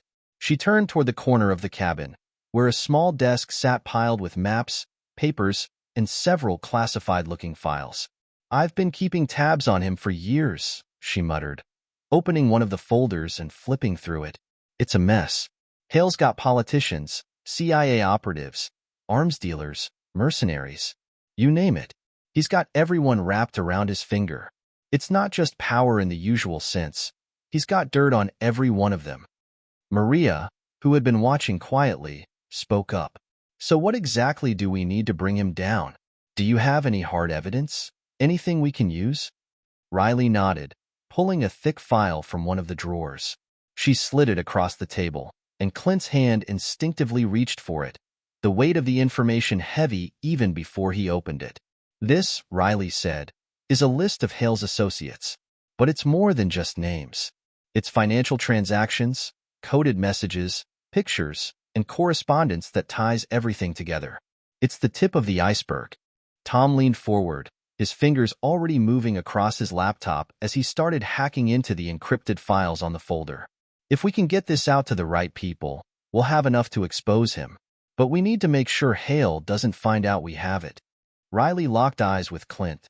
"I've been living with a target on my back for years. I know how to stay hidden. The real question is, can you trust anyone on the outside to protect this? Because Hale will do anything to bury it." Clint clenched his jaw. "We're going to need to make this public. We'll take it to the press, force the CIA's hand. They won't have a choice but to go after him." Riley's eyes flickered with concern. "You really think the CIA will take down one of their own? You've seen what happens when people try to expose corruption from the inside. They'll bury you, Clint. They'll turn you into a villain." Clint didn't flinch. "I've faced worse." Riley studied him for a long moment before finally sighing. "I've got a few contacts. But you need to understand one thing. Hale's network is bigger than you think. Even if you expose him, he'll fight back with everything he's got. It's not just about taking him down. It's about surviving long enough to see it through." Tom continued to tap away at his laptop, his face lit up by the glow of the screen. "I'm almost in. If I can decrypt these files, we'll have everything we need. But we'll need to get it out before anyone knows we have it." Clint nodded, feeling the weight of the situation settling on his shoulders. He could sense the pressure building, the clock ticking louder with each passing second. They couldn't afford to make mistakes. The team gathered around the table, the room quiet except for the faint hum of Tom's laptop and the sound of the wind rattling against the windows. Time felt like it was slipping away, and every passing minute was another step closer to Hale realizing they were onto him. "Riley," Clint said, breaking the silence, "do you have any way of getting us in touch with someone who can make sure this intel goes public?" She looked at him, her expression unreadable. "I can help with that. But I need to warn you, trust is a currency that doesn't come easy anymore. If you reach out to the wrong people, this whole thing could blow up in your face." Clint's eyes hardened. "I've never been one for easy answers, Riley. We're in this together now. Let's get this done." Tom turned to Clint, his face lit up by the screen. "I've got it. Everything's decrypted. But we need to move now." Clint looked around at his team, each one of them ready for whatever came next. They were risking it all, but there was no turning back. They had the evidence they needed to expose Hale, but now they had to find a way to get it into the right hands, before Hale found out what they were up to. "Let's go," Clint said, his voice filled with determination. "It's time to end this." As the team prepared to leave the cabin, Clint knew they were about to make their most dangerous move yet. They had the intel. Now it was time to expose Hale and his empire. But first, they needed to stay alive long enough to do it. The cabin felt increasingly like a trap as the hours ticked by.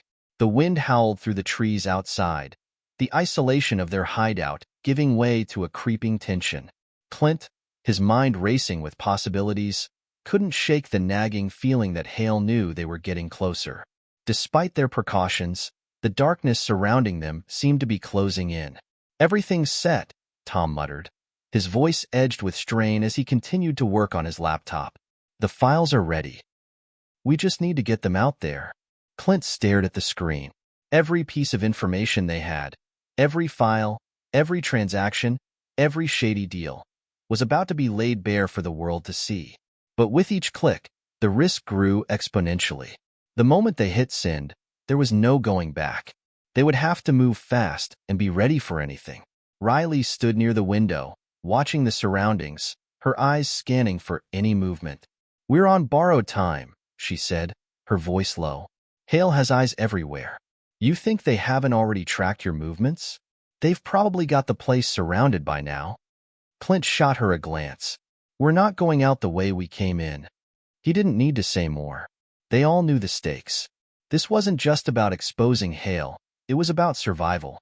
They couldn't afford to be caught now. If Hale's men were outside, they needed a clean exit strategy. Tom closed the laptop with a snap. "I've got an encrypted channel set up. We'll send the files to a trusted journalist who's been asking the right questions about Hale. They've been trying to get close to him for years, but nobody ever has the full picture.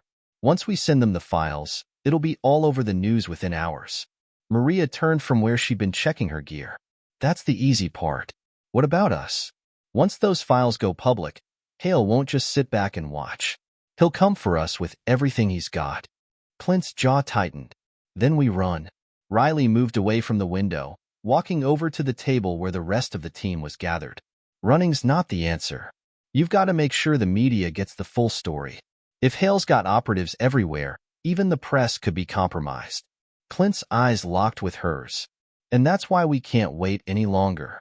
The longer we hesitate, the more time Hale has to cover his tracks. We need to act before he figures out what we're doing."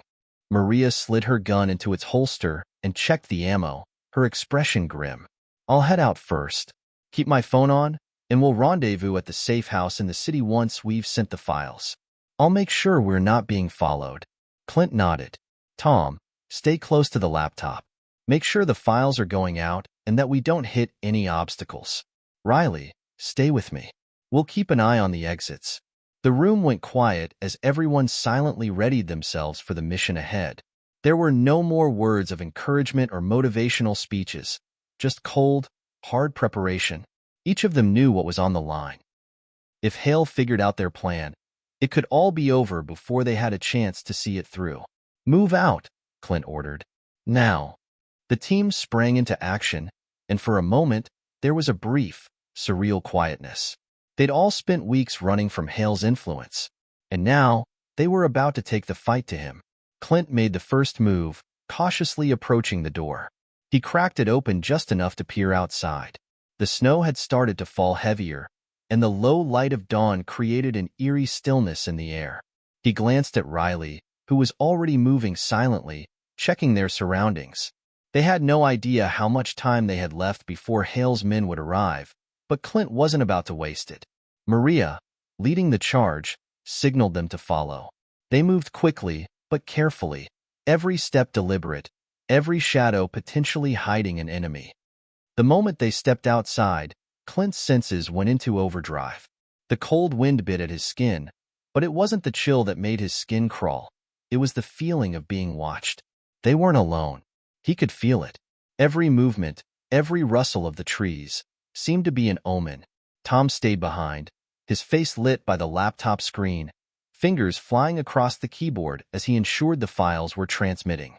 It's done, he said, his voice barely above a whisper. The journalist has it. They're prepping the story.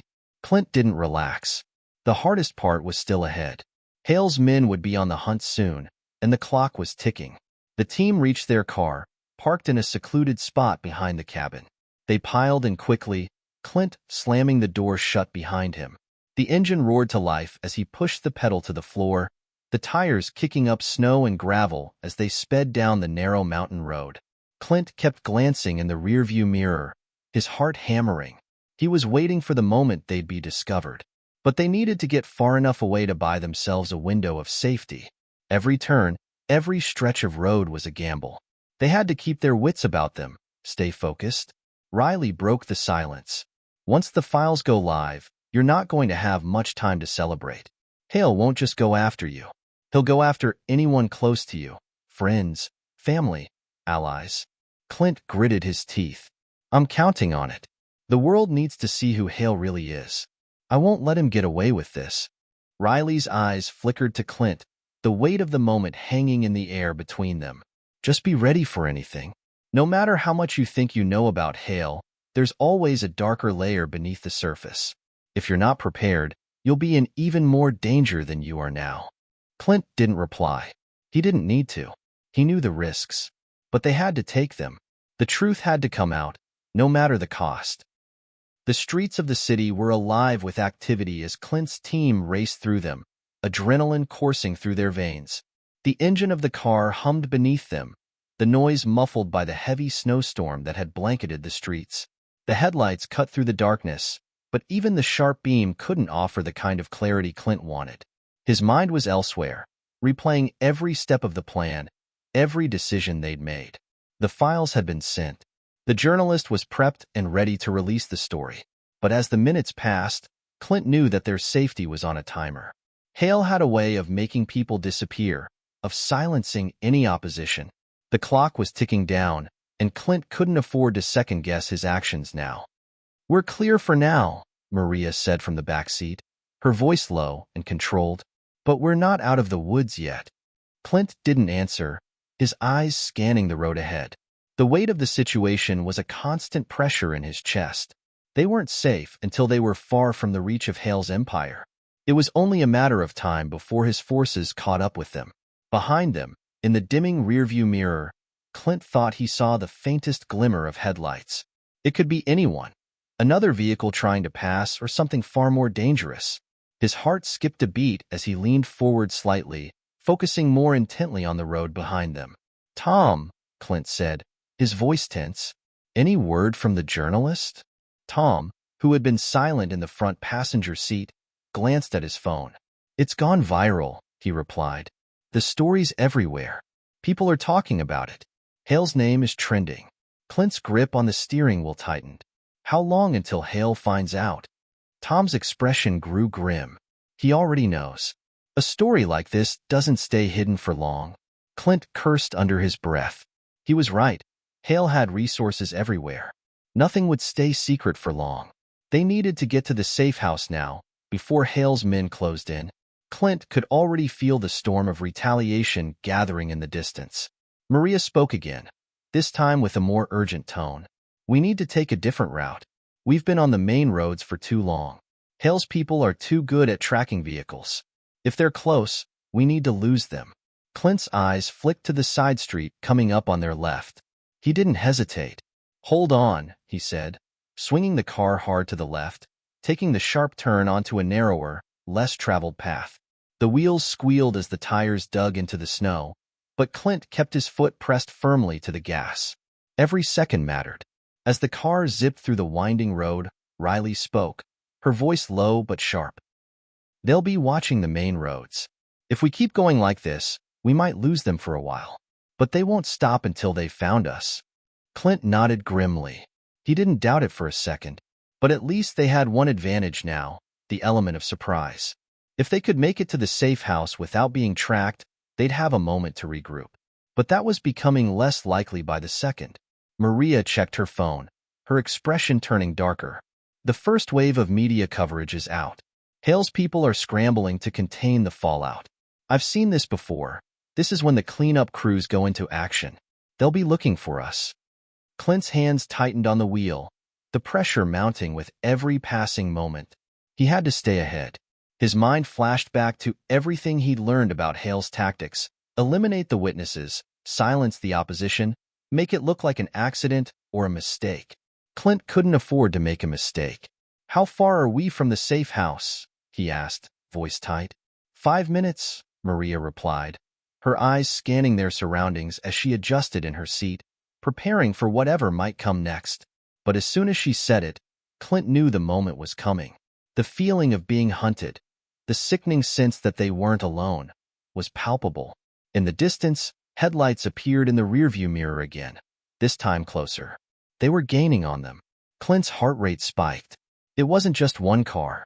There were at least 2 vehicles behind them. Hale's men had found them. Shit, Clint muttered under his breath, his fingers flexing around the steering wheel. We're going to have to shake them off. Maria's hand went to her gun, her eyes narrowing as she scanned the road ahead. You drive. I'll cover us. Clint's mind raced. He couldn't afford a firefight, too many open spaces, too many chances for a stray bullet to hit one of them. He needed to think fast. He swerved the car again, this time taking a sharp left through a narrow alleyway, hoping it would be enough to throw them off. The engine roared, but Clint didn't slow down. The narrow alley was lined with warehouses, and the path ahead seemed to stretch into an abyss of shadow. As they sped through the alley, Clint's eyes darted to the rearview mirror. The headlights were still there, but they weren't as close. They were losing ground, at least for now. But Clint didn't feel relieved. Not yet. He kept his foot on the gas, his heart pounding, knowing they still weren't out of danger. Hold on tight, he said, pushing the car to its limits as they hurtled down the alley, the cold air whipping through the windows. Suddenly, a gunshot cracked through the night air, followed by a screech of tires as one of the pursuing cars swerved into the alley, narrowly missing them. The impact jolted Clint's body, but he didn't let go of the wheel.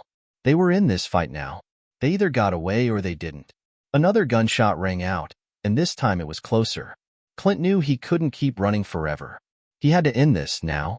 He took a sharp turn at the next intersection, hoping to throw off their pursuers for good. The car screeched as it slid sideways, but Clint managed to regain control, his eyes fixed on the road ahead.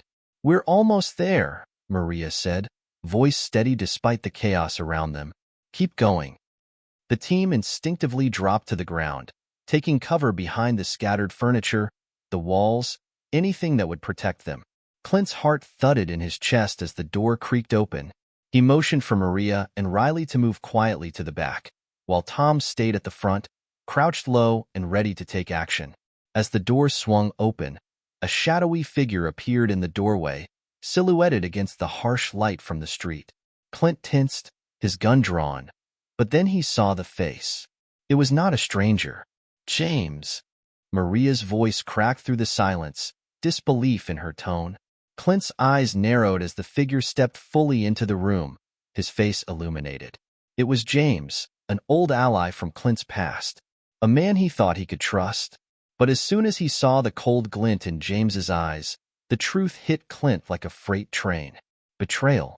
"I never thought you'd show up here, Clint," James said, his voice low and dripping with sarcasm.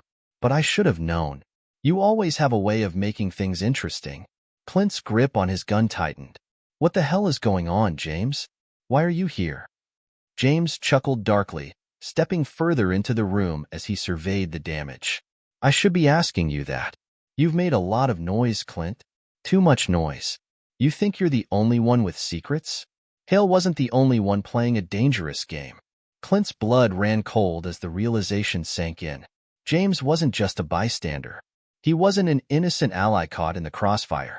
He was part of the operation, part of the betrayal that Clint had been so carefully avoiding. "You're with Hale," Clint said, his voice barely above a whisper, the weight of the words heavy on his tongue. James didn't flinch.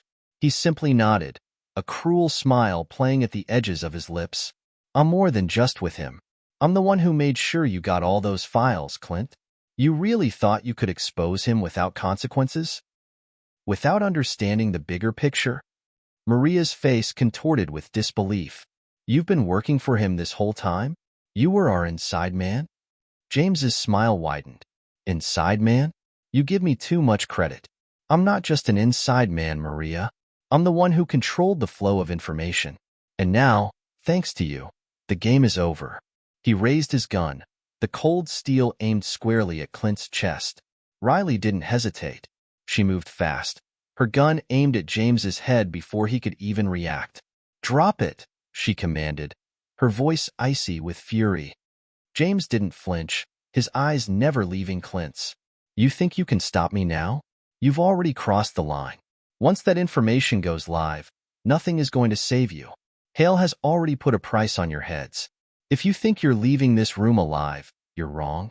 The weight of his words hit Clint hard, but he wasn't going to back down. He stood tall, his voice steady. "You're wrong, James. We've already won. The truth is out there now. People are going to see Hale for who he really is, and there's nothing you can do to stop it." For a moment, there was silence. The tension in the room was thick, and Clint could feel his pulse pounding in his ears. Everything hung in the balance. Then, with a flash of movement, James lunged forward, his gun raised, but Clint was faster. He fired, the shot echoing through the room. James staggered back, his eyes wide with shock, but he didn't collapse. "Not yet. You're too late," James rasped, blood staining his shirt as he looked at Clint with a mixture of contempt and defeat. Clint didn't respond. He couldn't. As James crumpled to the floor, Clint knew they had just entered the most dangerous phase of their battle. Hale wasn't going to stop now. The war was just beginning. The air inside the safe house was thick with tension. The metallic smell of blood still lingered, mixing with the sharp scent of gunpowder. Clint stood over the fallen body of James, his heart racing, but his mind clearer than ever. The truth was out, but the cost of it was becoming evident. Hale wasn't just after the information. He was after them. Maria stepped forward, kneeling next to James's body. Her face was unreadable as she checked his pulse. She shook her head slowly, the weight of their losses settling on her shoulders. "We've lost our inside track," she muttered. "James was the one who had the resources to get us out of here alive. Without him, we're sitting ducks." Clint's jaw tightened as he looked at her. "We're not dead yet, Maria. We still have time." Tom stood by the window, peering through the blinds, his expression tense. "Time is the one thing we don't have, Clint. Hale's people will be here any minute. We're exposed." Clint could feel the walls closing in. He had known the risks, but seeing them laid out before him made it real in a way nothing else had. Hale wasn't just a man with power. He was a machine, unstoppable, relentless. But Clint wasn't someone who crumbled under pressure. He wasn't done yet. They couldn't be. Riley, ever the strategist, took a deep breath and started to pace. We need to go off the grid. If Hale's people are after us, we can't stay in one place for too long. Where do we go? Maria asked, her voice heavy with concern. We can't just disappear. Clint turned toward the map spread out across the table. It had been their lifeline, showing every route, every possible escape. But now, every option seemed like a dead end. Still, there had to be one safe place left, one way out. There's one place I know, Clint said slowly. A hidden facility on the outskirts of the city. It's not on any map. Not even Hale's people would be able to track us there. What's the catch? Riley asked, stopping her pacing to look Clint in the eye. Clint hesitated, but the answer was clear. It's not a place you just walk into. We'll need to cross into another country to access it, and it won't be easy. But it's our best shot. And how do you know it's still secure? Maria pressed. Clint looked at her, his face hardening. Because I helped build it. The room fell silent. Everyone understood the implication of that statement. Clint hadn't just been in the CIA. He had been deep within the organization, involved in some of its most covert operations.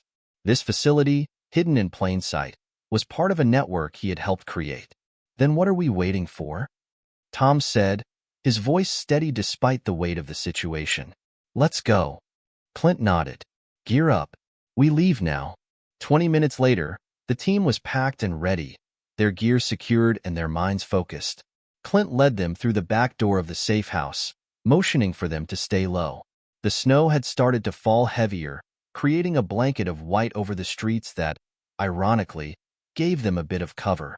The world seemed muffled, quiet, perhaps too quiet. As they slipped into the alley behind the house, Clint's instinct screamed that they were being watched. He glanced over his shoulder, but there was no sign of pursuit. Not yet. They still had a window of time, but it was closing fast. Maria checked her phone, tapping through messages. The journalist's story is everywhere now, she said. It's already hitting the headlines. Hale can't keep a lid on this for long.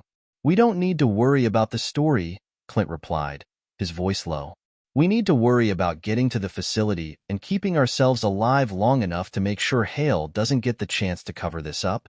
Right? Riley added. We've got to stay one step ahead. They moved swiftly, sticking to the narrow side streets. Clint's thoughts raced, processing every scenario. They were on the run, but it wasn't just about escaping anymore.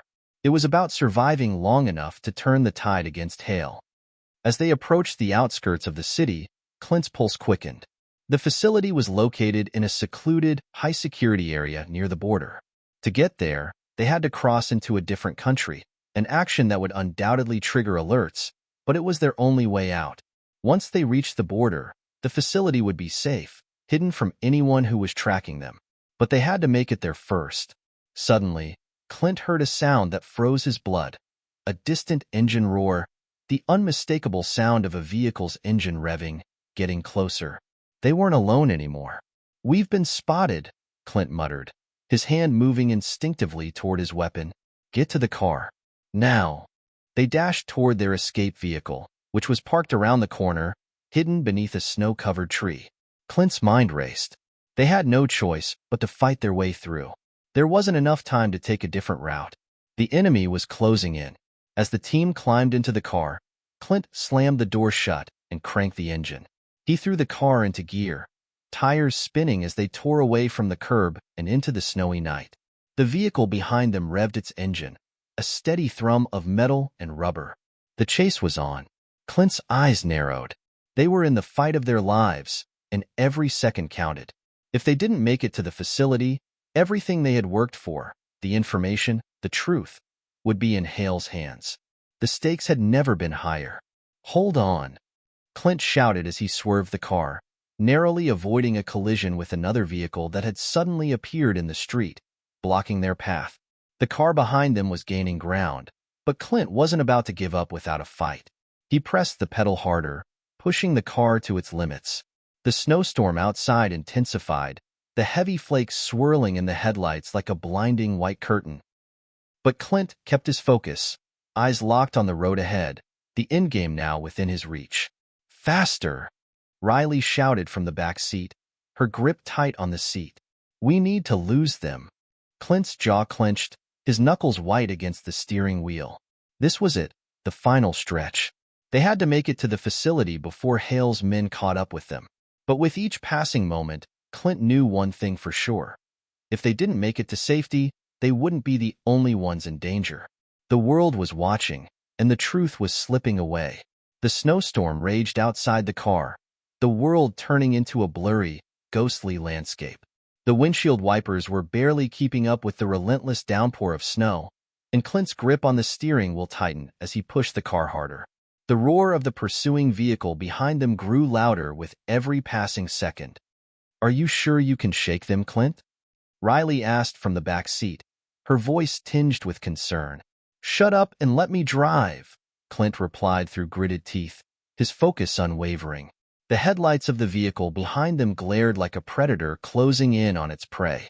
But Clint wasn't about to let them win. Not now. Ahead, the road grew narrower, winding through a dense forest that seemed to close in around them. The road was slick with snow and ice, and Clint's car skidded a few times as he navigated the treacherous path. Every twist and turn felt like a chance for the enemy to gain ground. He knew that any moment now, they could be cornered, trapped. But he wasn't going to let that happen. Not after everything they had been through. Maria, seated beside Clint, turned her head to look back at the car tailing them. She could see the silhouette of the vehicle growing ever closer, its headlights almost blinding in the rearview mirror. "They're gaining on us," she said, her voice tense. "I know," Clint muttered. He glanced in the side mirror, spotting another vehicle to their left, a black SUV weaving through the snow as it tried to cut them off. "We've got company.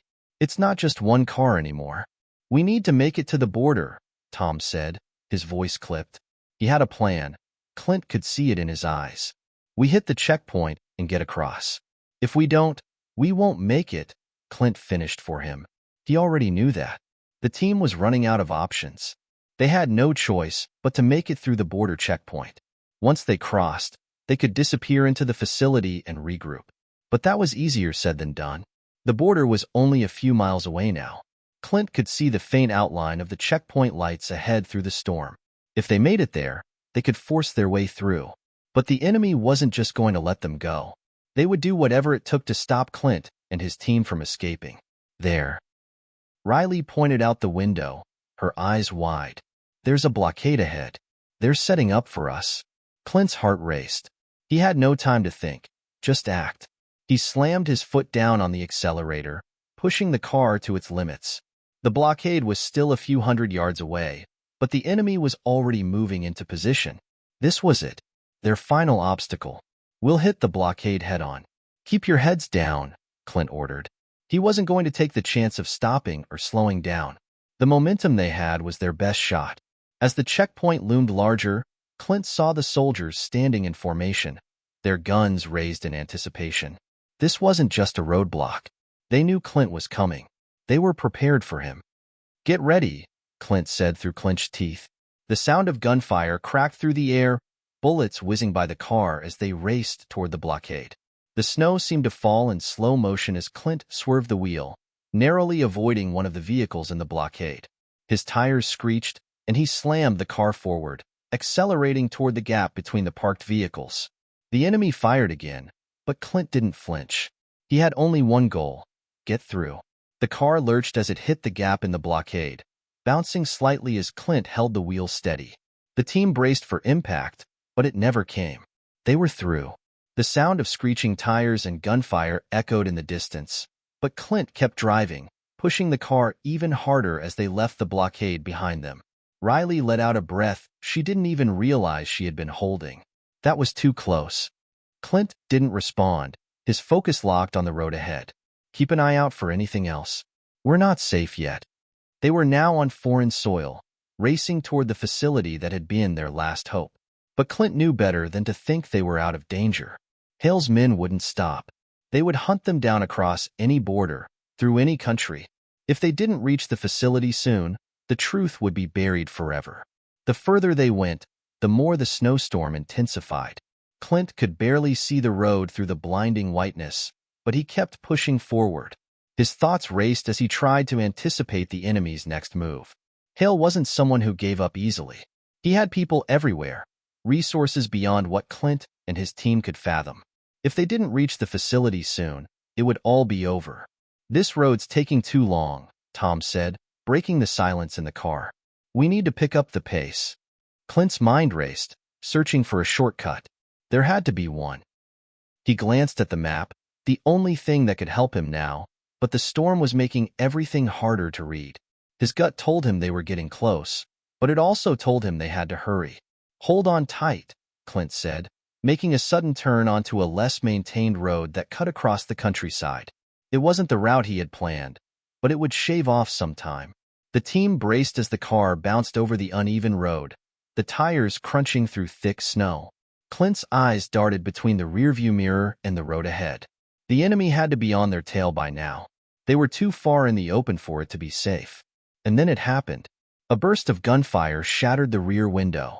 The car swerved violently, nearly sending them off the road. Clint swore under his breath and corrected the steering, trying to keep them on course. "They're getting closer," Riley yelled, grabbing onto the seat. Clint's jaw clenched. There was no way he could outrun them in this storm. Not for long. He needed to find a way to lose them. Fast. He spotted a hill up ahead, a steep incline leading up into a dense forest. If they could make it up there, they might have a shot at shaking the enemy. It would be risky, but it was their best chance. "Hold on," Clint shouted, and without warning, he slammed the accelerator to the floor. The car surged forward, speeding toward the hill. The engine roared, the tires screeching against the snow. As they ascended the hill, Clint could hear the enemy's vehicle closing in, but they couldn't stop now. They had to outrun them. The car sped up the snow-covered hill, its tires fighting for traction on the icy surface. Clint's heart was pounding in his chest, but his mind was razor-sharp. He could hear the sound of the enemy's vehicle growing louder, the engine roaring like a beast closing in on its prey. It was only a matter of time before they caught up. "Clint, we're not going to make it," Maria shouted from the passenger seat, her voice filled with panic. "They're too close." Clint's grip on the wheel tightened, his knuckles turning white. He could feel the weight of the situation pressing down on him. The snowstorm was so thick now that he could barely see the road ahead, and the incline was getting steeper by the second. But there was no turning back. This was their last shot. "We have to make it," Clint said, his voice calm but determined. "Hold on." The engine of the car screamed as Clint pushed the accelerator to the limit. The car shot forward, tires spinning wildly, skidding dangerously close to the edge of the hill. The wind howled outside, the snow blurring everything, but Clint didn't let up. Every second counted. If they didn't get to the facility now, they might never get another chance. Behind them, the enemy's vehicle roared, closing the gap with terrifying speed. Clint could see the headlights in his rearview mirror, brighter than ever, like a predator closing in for the kill. They were almost there, but not yet. Suddenly, a blast of gunfire rang out, and the rear window shattered, sending shards of glass flying through the air. Riley screamed as a shard grazed her arm, but she didn't have time to react. The car lurched forward, and Clint fought to keep it under control as they continued to climb the hill. "Clint," Tom yelled from the back seat. "If we don't make it to the top, we're done for." Clint's mind raced. He could feel the force of the storm increasing, the snow becoming so thick it was hard to see more than a few feet ahead. But through the flurry of white, Clint caught sight of something, the outline of a building in the distance. It was barely visible through the storm, but it was there. The facility. Their salvation. "We're almost there," Clint shouted, hope flickering in his chest. Just a little further. But as they neared the top of the hill, disaster struck. The enemy's vehicle, desperate to prevent their escape, rammed into the side of Clint's car, sending it careening off course. The impact jolted everyone in the car, and for a terrifying moment, Clint lost control. The car slid sideways, its tires digging into the snow as it lurched toward the edge of the hill. "Hold on," Clint yelled as the car tipped dangerously close to rolling down the hill. Time seemed to slow as Clint fought to regain control. His heart hammered in his chest, adrenaline pumping through his veins. Every instinct told him to slam the brakes, but he knew that would only make things worse. He had to steer it. He had to steer it to safety. With a final, desperate yank of the wheel, the car jerked back into control. The tires caught on the snow, and Clint pressed the accelerator once more, pushing them forward. Go, go, go! Riley screamed, her voice full of panic. Clint pushed the car up the final stretch, his breath coming in ragged gasps. Through the storm, the facility loomed closer, just a few hundred yards away. He could almost taste the relief, but he knew they weren't out of danger yet. The enemy's vehicle was still tailing them, its headlights like a constant reminder of the danger they were in. Clint could hear the engine roaring behind them, relentless, a reminder that Hale's men were never far behind. "We're not losing them," Tom said, his voice tight with worry. "They're not stopping. We need a plan." Clint's mind raced. They couldn't outrun the enemy forever, and they couldn't let them get to the facility. Not after everything they had been through. "Maria," Clint said, turning to her quickly, "get ready to make a run for it. We're going to use the facility's defenses." Maria nodded, her face set in determination. Understood. Clint's heart pounded harder as the car reached the last stretch of road, and the towering gates of the hidden facility finally came into view. The facility was a fortress, designed to keep enemies out, to keep secrets safe. But it was also designed to protect those who were meant to find refuge within. Clint and his team had designed it themselves. With one final push, Clint accelerated toward the gate. The enemy was so close now he could almost feel their breath on his neck. But they had to make it. They had to. As they reached the gate, the car slammed through the security checkpoint, ramming into the metal gates that were slowly beginning to close. The gates creaked as they buckled under the force of the impact, but Clint didn't look back. He drove straight through, barely making it inside the facility as the gate collapsed behind them.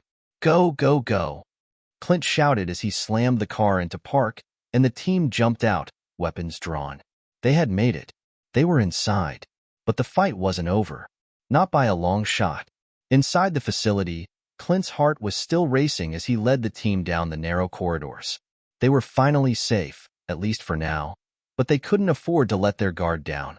The storm outside howled, but inside, the facility was calm. The kind of calm that made Clint uneasy. "Where do we go from here?" Riley asked, her voice tense. "We find the vault," Clint replied, his eyes scanning the facility. "The truth is in there." The vault was a hidden room within the facility, a place that no one could access without the proper clearance. Only a handful of people knew it existed, and even fewer knew how to access it. But it was their only chance to secure the information they needed to bring Hale down. As they made their way through the corridors, Clint couldn't shake the feeling that they weren't alone. The facility was supposed to be secure, but there was something off. A low hum filled the air, the sound of the building's generators keeping the lights on, but it sounded almost too loud, too constant. Clint held up a hand, signaling for the team to stop. "Something's wrong," he muttered. "Stay alert." The team stopped, weapons raised, as Clint listened closely. The hum grew louder, then nothing. A silence so deep it made his skin crawl. Suddenly, the lights flickered, and then they went out. The darkness inside the facility was suffocating. The hum of the power generators had stopped, and now the only sound was the rapid breathing of Clint and his team. The cold steel walls, usually comforting in their isolation, now felt like they were closing in, trapping them in the vast emptiness. "Stay close," Clint whispered, his voice low but firm. His senses were on high alert, every inch of him straining to hear any movement, any sign of danger. His hand went to his sidearm instinctively, fingers brushing against the cold metal. The room around them was pitch black, the only light coming from the faint glow of emergency lights that flickered overhead. It wasn't enough to see clearly, but it was enough to make out the shapes of his teammates. "We need to find the backup power," Maria said, her voice cutting through the silence. "There must be a control room." Clint didn't respond immediately. His eyes scanned the shadows, heart pounding. His instincts told him they weren't alone. He couldn't shake the feeling that someone, or something, was watching them. "Clint, look!" Riley's voice broke through his thoughts. She pointed toward the far end of the hallway, where a shadow shifted. Clint stiffened, raising his gun, ready to fire at whatever moved. But before he could speak, a voice echoed from the darkness. "You're not going anywhere, Clint." Clint froze. The voice was cold, calculating. He knew that voice. It belonged to Hale. "Where is he?" Riley whispered, her hand reaching for her weapon, her eyes darting around. "I'll handle this," Clint muttered under his breath. He wasn't sure if it was Hale's voice or just some trick of the mind, but he knew they couldn't waste any more time. They had to get to the vault and secure the information before it was too late. Suddenly, the emergency lights flickered back on, bathing the hallway in a pale, sickly glow. And there, standing at the end of the corridor, was Hale. He was flanked by two of his most trusted soldiers, their faces hidden behind masks. Hale, on the other hand, stood tall, wearing his trademark smirk, as if the situation was nothing more than a game. "You think you can just walk in here and get away with it?" Hale's voice was a low, menacing drawl. "You've led me on quite the chase, Clint, but this is where it ends." Clint's eyes narrowed. He had been prepared for this moment. He knew Hale wouldn't give up easily. But now that they were face to face, Clint's mind was racing. His team was vulnerable, and Hale had the upper hand. But not for long. "We're not here for a fight, Hale," Clint said, his voice even, but with an edge of steel beneath it. "We're here to end this. Now, move aside. You don't want to do this." Hale laughed, a low, menacing chuckle that echoed down the hallway. "Oh, Clint, you really think I'm going to let you walk away after everything you've done? You've cost me too much already." Clint's fingers tightened around his gun. This wasn't just about stopping Hale. It was about securing the future, about protecting everything he and his team had worked for. The stakes were higher than ever. "We're going to the vault," Clint said, taking a step forward. "And you're not going to stop us." Hale's expression darkened, and he nodded to his men. They moved in sync, taking positions that blocked the exit. But Clint wasn't about to back down. "I'll give you one last chance, Clint," Hale said. "Give me the information, and I'll let you walk out of here. Your team, too. All of you can leave, but only if you hand it over." Clint's jaw clenched. He knew Hale's game. He knew Hale's methods. And Clint wasn't buying into it. "I don't think you're in a position to make demands," Clint shot back. The tension in the room was palpable. Clint could hear the blood rushing in his ears, could feel the weight of the moment pressing down on him. The walls of the facility, once a symbol of safety, now felt like a prison. And it was up to him to find a way out. In a flash, Clint acted. With lightning speed, he raised his gun, firing a precise shot at one of Hale's soldiers. The man dropped, clutching his shoulder, and the room erupted into chaos. "Go!" Clint yelled. He turned to Maria, Riley, and Tom. "Move. Get to the vault." The team sprang into action, running down the hallway. But Hale wasn't done. He bellowed for his remaining soldiers to fire, and the sound of gunshots filled the air. Clint returned fire, his shots steady, knowing they didn't have much time. "We have to hurry," Riley shouted as she ducked behind a pillar for cover. Clint nodded, his eyes scanning for any sign of escape. The hallway ahead was narrow, but it was their only option. He and his team had no choice but to push forward, each step taking them closer to the vault and the truth they had been searching for. They rounded a corner and found the door to the vault. Clint's heart skipped a beat. This was it. But as he reached for the control panel, a voice stopped him. "You think you've won?" Hale sneered, his voice echoing through the corridor. "You've been chasing shadows, Clint. You have no idea what you're really dealing with." Clint froze. Hale's words sent a chill down his spine. For a moment, the world seemed to stop. What was Hale talking about? Clint turned around slowly, his eyes narrowing. "What do you mean?" Hale's smirk was one of twisted satisfaction. "You've been looking for the truth, haven't you? The truth about everything. But the truth is, Clint, you've been played. The information you're after, it's a lie. It's a carefully constructed web of deception." Clint's stomach dropped. This was what he had feared. The truth they had been chasing might be nothing more than smoke and mirrors, a false trail that had led them straight into a trap. "No," Clint said, his voice barely above a whisper. "This can't be real." Oh, it's very real, Hale said, stepping forward. You see, the vault you're so eager to open contains not the truth, but the ultimate weapon. The weapon that's going to reshape the world as we know it. Clint's mind spun as the weight of Hale's words sank in. The vault wasn't what they had been told.